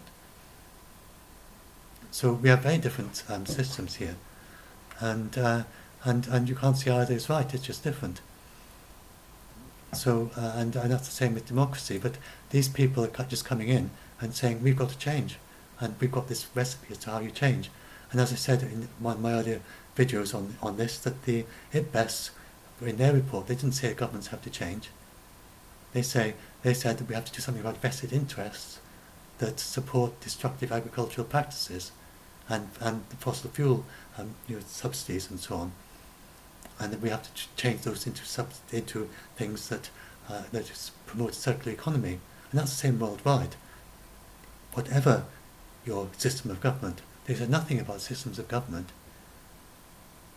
So no, we don't need to change the system of government. We do not need to set up a parliamentary assembly. And they talk about a warlike effort. How would a citizens' assembly have done during World War II? Think about that. I don't think it would have worked very well.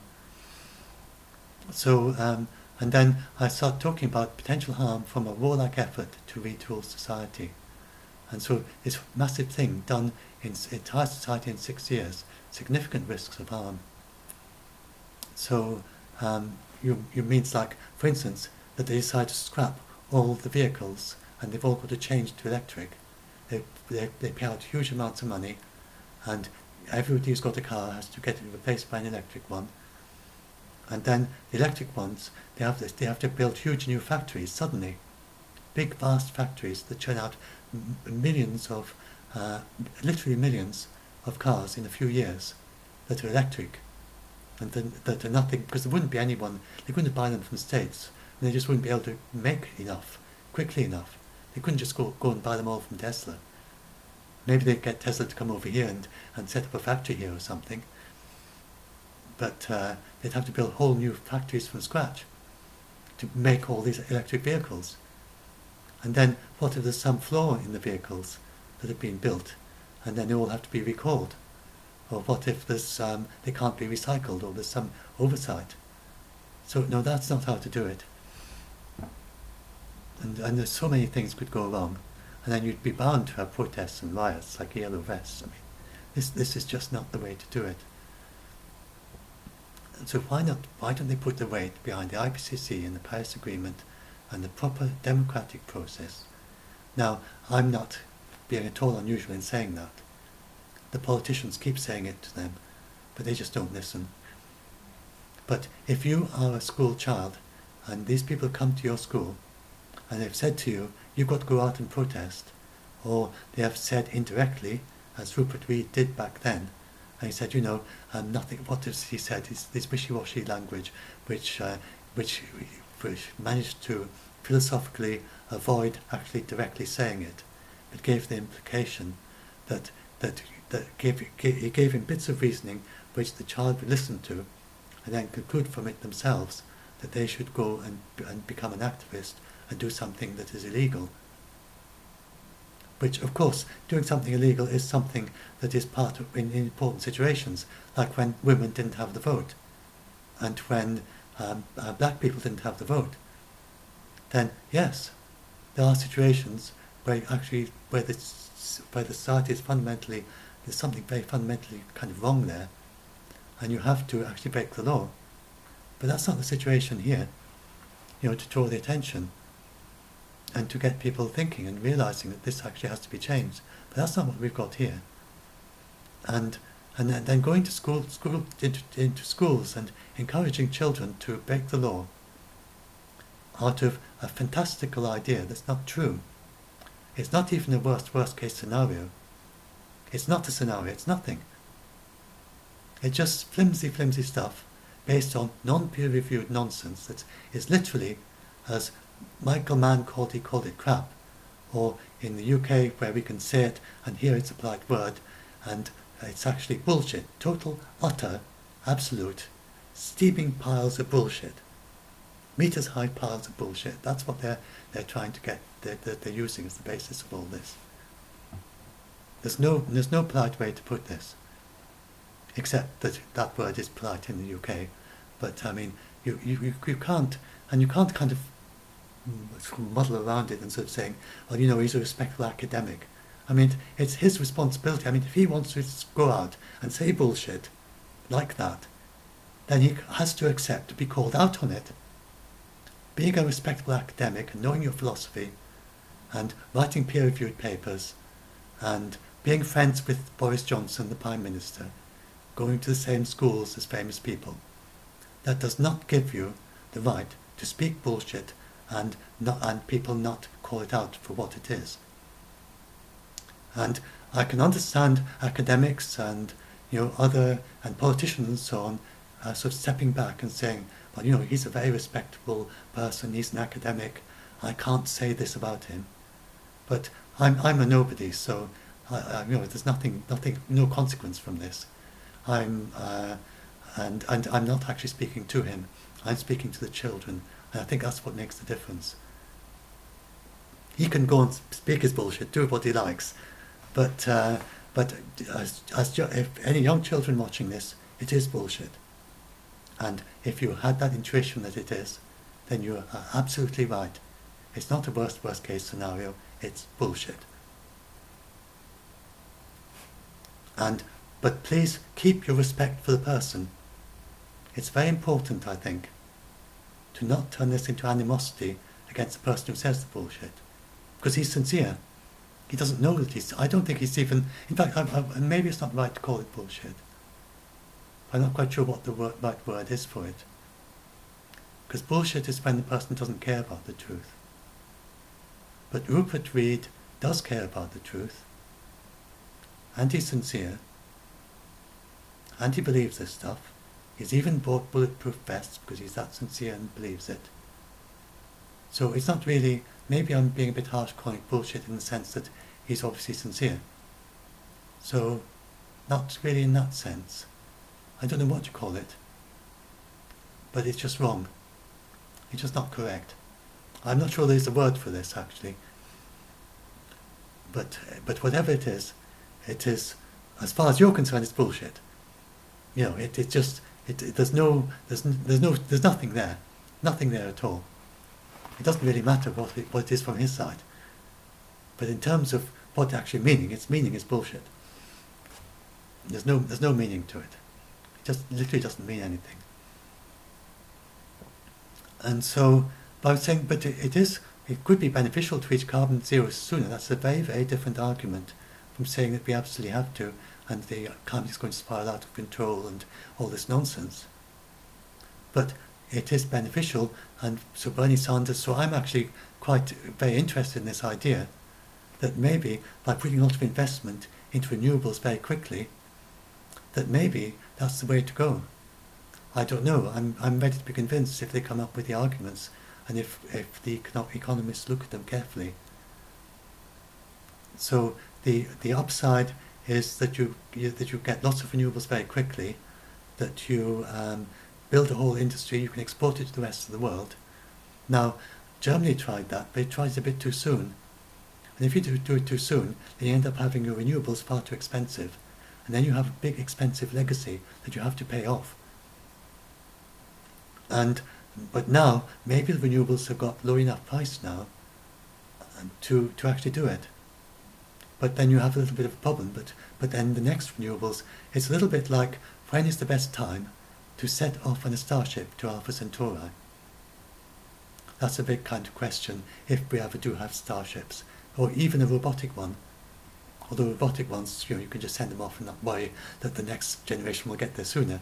But if your interstellar drive technology is improving all the time, then, and if it takes like sort of, the first one takes a century to get there, the next one takes 50 years to get there, next says 20 years to get there, and then it's depending on how long it takes to get to each development. It's very hard to know if you're going to build just one very expensive spaceship and send it to Alpha Centauri. It's very hard to know at what point you say, right, we're finished, this is the one we send. Because the next round of ideas might be even faster and get there before the one that you were going to send before. So it's rather like that with the renewables. Is this the time now to have big, massive build-out of renewables? Or is it going to keep on going down in price so much that if we just wait, if we do some now and then do most of it in sort of 5 years from now, but it sort of costs half the price. I mean, we could do twice as much renewables for the same price. So that's a difficult judgment, especially since we can't see the future. This is I don't think there's a yes or no answer there. I think you have to listen to the people and listen to the arguments and listen to both sides. But I mean, so this is nothing to do with the target of carbon zero by 2030, you'd have to be started pretty soon. So if you really want carbon zero by 2030, then I think we probably would have to start pretty soon. If you're talking more about, like, say, 2040, then there might be some idea of, if you wait a little bit, you'll do it faster for less cost. And carbon zero by 2050, then you're like going down. And so, but this is the thing they don't understand about the Paris Pledge, a lot of people, that each round is going to be better. So now we can do it, we've got much lower cost renewables, so hopefully in the next round in 2020, then we'll have increased pledges that will actually exploit those low prices to enable them to achieve higher pledges, better pledges. In 2025, there might be half the price again. And then you have even the possibility of even stronger commitments. At some point along the line, we may have some innovative new technology, like for instance, they keep on trying to get algae to turn carbon dioxide into fuel. You can do it, but it seems to be for some reason a problem making it commercial. And the various startup companies that keep on coming up, lots of startups do that. I don't know, 3, 4, 5, 6, I don't know how many startups there have been that have tried to make fuel out of algae. And if it ever works properly, then you get, that's very good, because the algae take an awful lot of carbon dioxide out and make the fuel or food or whatever very quickly, faster than crops. So I mean and then there's the giant seaweed, giant kelp farms, and that's gradually developing seaweed in the oceans. And seaweed is very good at taking carbon dioxide out. Not only that, it takes seaweed, because it grows under the surface of the sea. Then seaweed removes the carbon dioxide from the seawater, not from the air. It reduces the acidification of the seawater, and then it makes the seawater more receptive to carbon dioxide from the atmosphere, so that more carbon dioxide gets into the sea. So it's doing both at once. It's reducing the atmosphere and reducing the acidification. So when people say the acidification of the oceans, it is actually reversible. That's one way you could do it. Loads and loads of giant kelp sea farms, all over the Pacific, all over the Atlantic. They can go them even quite far north. And one paper on this, he worked out that about the cost, but I mean this of course has to be reviewed and looked at carefully, but it is ongoing, and the people are actually growing these things. And they're growing all over the place now. They're very common in, seaweed was a traditional thing in China, and I'm not sure if it was traditional in South Korea. Certainly they have lots of seaweed now in South Korea and China. Those are South China. Those are very big areas for seaweed farms. we're now starting to have seaweed farms, and the technology, it turns out, works. Even in Scandinavia, I think it does. I mean, it's really far north. You don't get quite the productivity of the tropics, but it's still commercially viable. Anyway, so seaweed farms, maybe seaweed farms are our future. For if this paper is right, then for about the cost of the Apollo moonshot,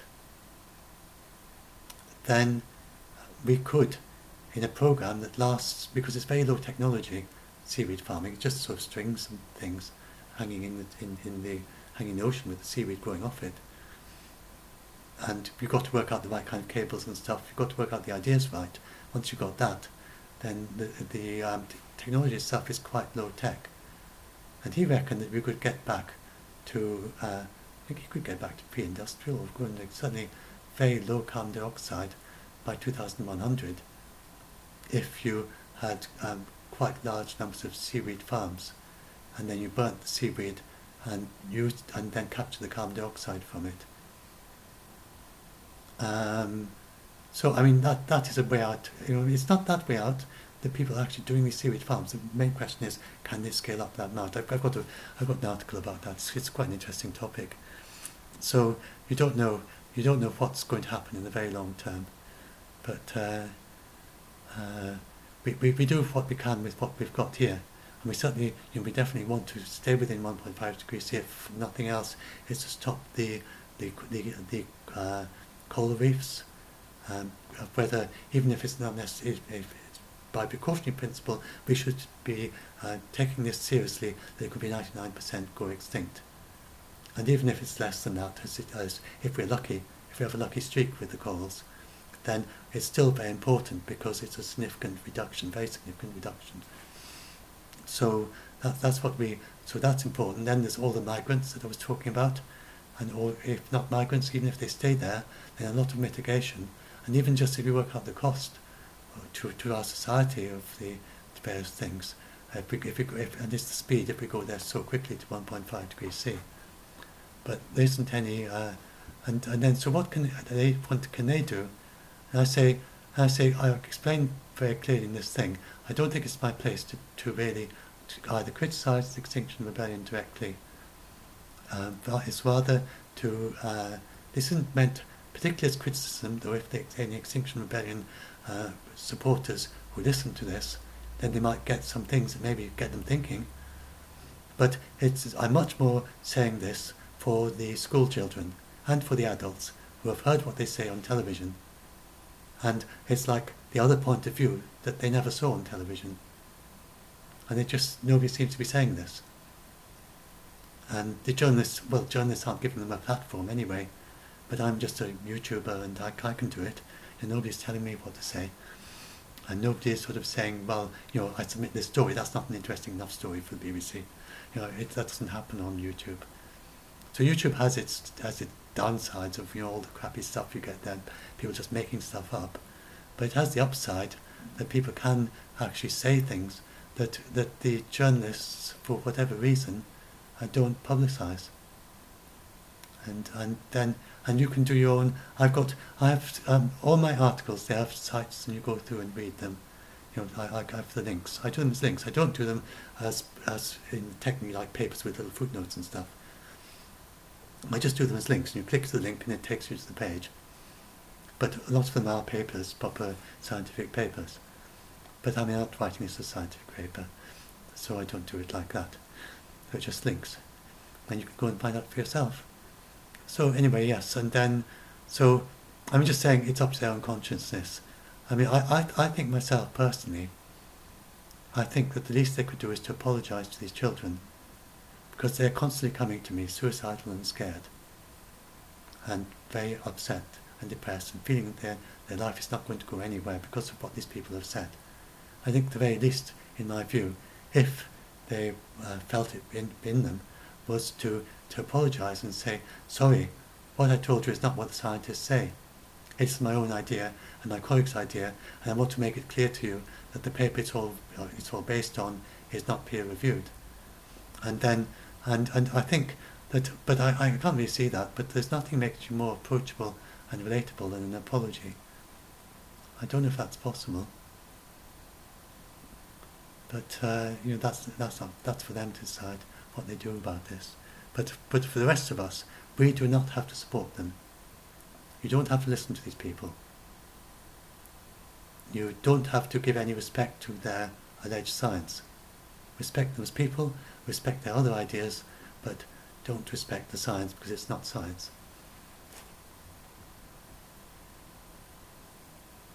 And then that's the best. Listen to the scientists. Then with Doomsday Debunked, yes, I've got much more here. I'll talk with this about how it's not a cliff edge. I've talked about that. Oh yes, this is just, see those sponges, you can watch that video. That's the ecosystems, that they would turn into something like that. It's still quite a wonderful thing. I mean, seaweeds too, little fishes and things, but you lose the corals. I talked about the IPCC worst case. I think I talked about that, and we can read that there. Did I finish talking about that? So it's not business as usual because that's not possible. I mean, there's no way we're going to do that.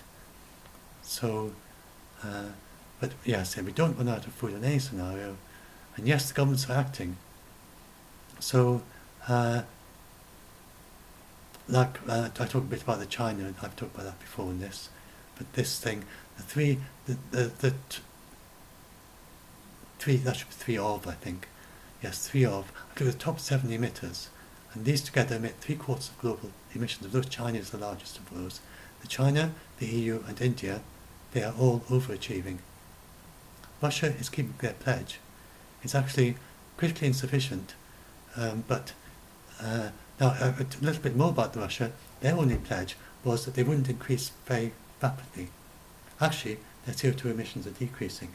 So they have various, and through policy, their CO2 emissions are decreasing.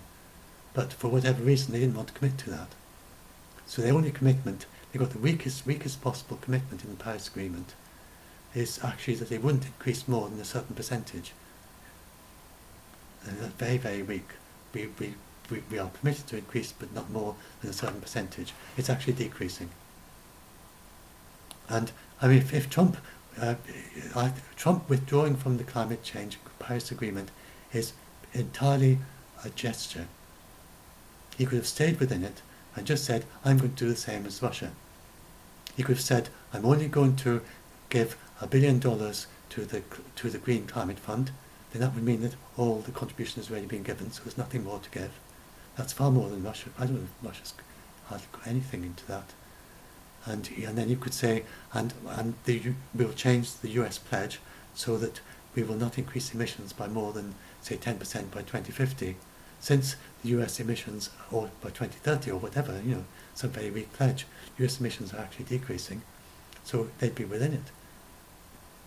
So he could stay within the Paris Agreement with no commitments at all. So him leaving is purely political, purely for the show, for a statement, a political statement. It's nothing to do with the finance. Anyway, right, so I think I'll do that as a separate thing. Some of the worst doomsday fear tracking errors, and then so much you can do yourself. There's so many things you can do on a personal level. I say, and this like my conclusion, and you don't have to do all those things or any of them, like I was saying the other day, the other video, that you don't have to feel I've got to stop flying in a plane. Because eventually the planes are going to go nearly zero emissions, and then we're going to have offsetting. But we do have to do something about various other things. So, like insulating your home. When you buy a new appliance, buy high energy rated, low energy rated, high insulated things. Use LED lights for your lights. Then this sort of thing, if everyone does that, that has a significant effect on global warming. It's a significant aspect. I mean, for instance, the UK, our electricity in the UK is actually decreasing, even while while we are increasing GDP and increasing how much how much we're doing. I'm not quite sure how they do it, but we've got more things doing more stuff, but with less energy. And a big part of that is our switch to LED lighting, but it's just continually going down. So it's not just that we're doing more renewables, we're actually using less energy as well, less electricity, because the devices we have are becoming more and more efficient. And manufacturing processes, like for instance, the electricity needed to make an electrical car, that obviously has to be included in the total CO2 emissions, but then eventually that would be renewables, then there'd be zero emissions for that bit. But the amount of energy needed to make an electric car is going down and down all the time. And then you get people. There's this rather strange argument that they say that as the energy goes down, people will use more and more of it, and so it's not going to work.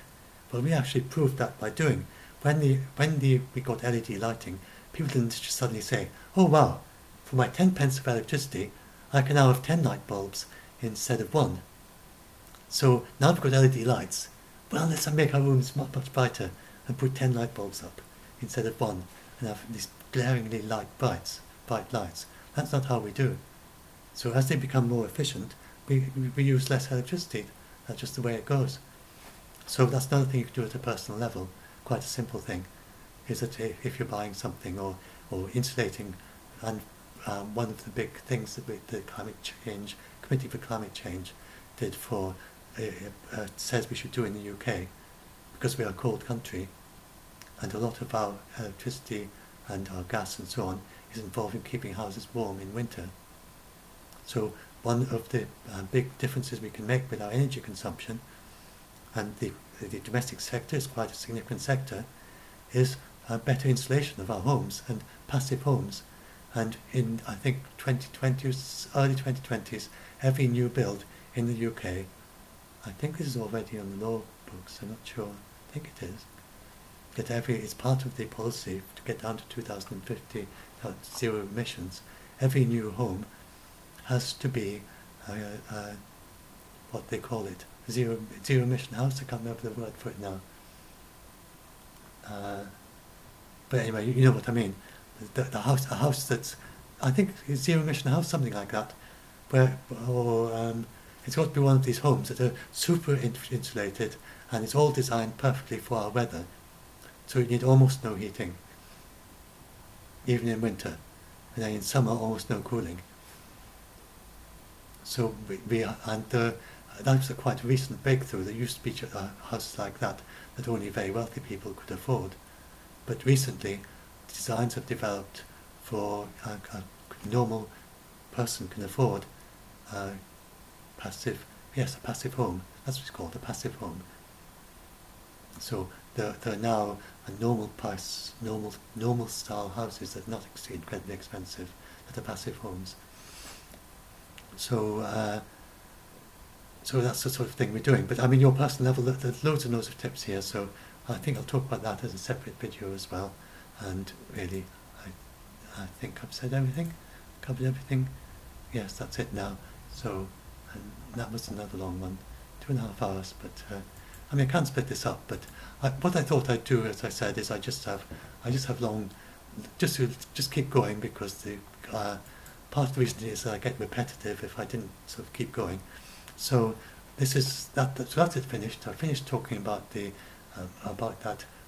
about Rupert Reed and Extinction Rebellion, and I hope this has given you something interesting things to think about.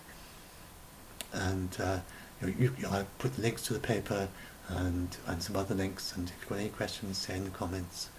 And yes, okay. Thanks for listening. If you got this far, I mean, obviously my most dedicated audience is at this point. Thanks very much. I hope you find it interesting.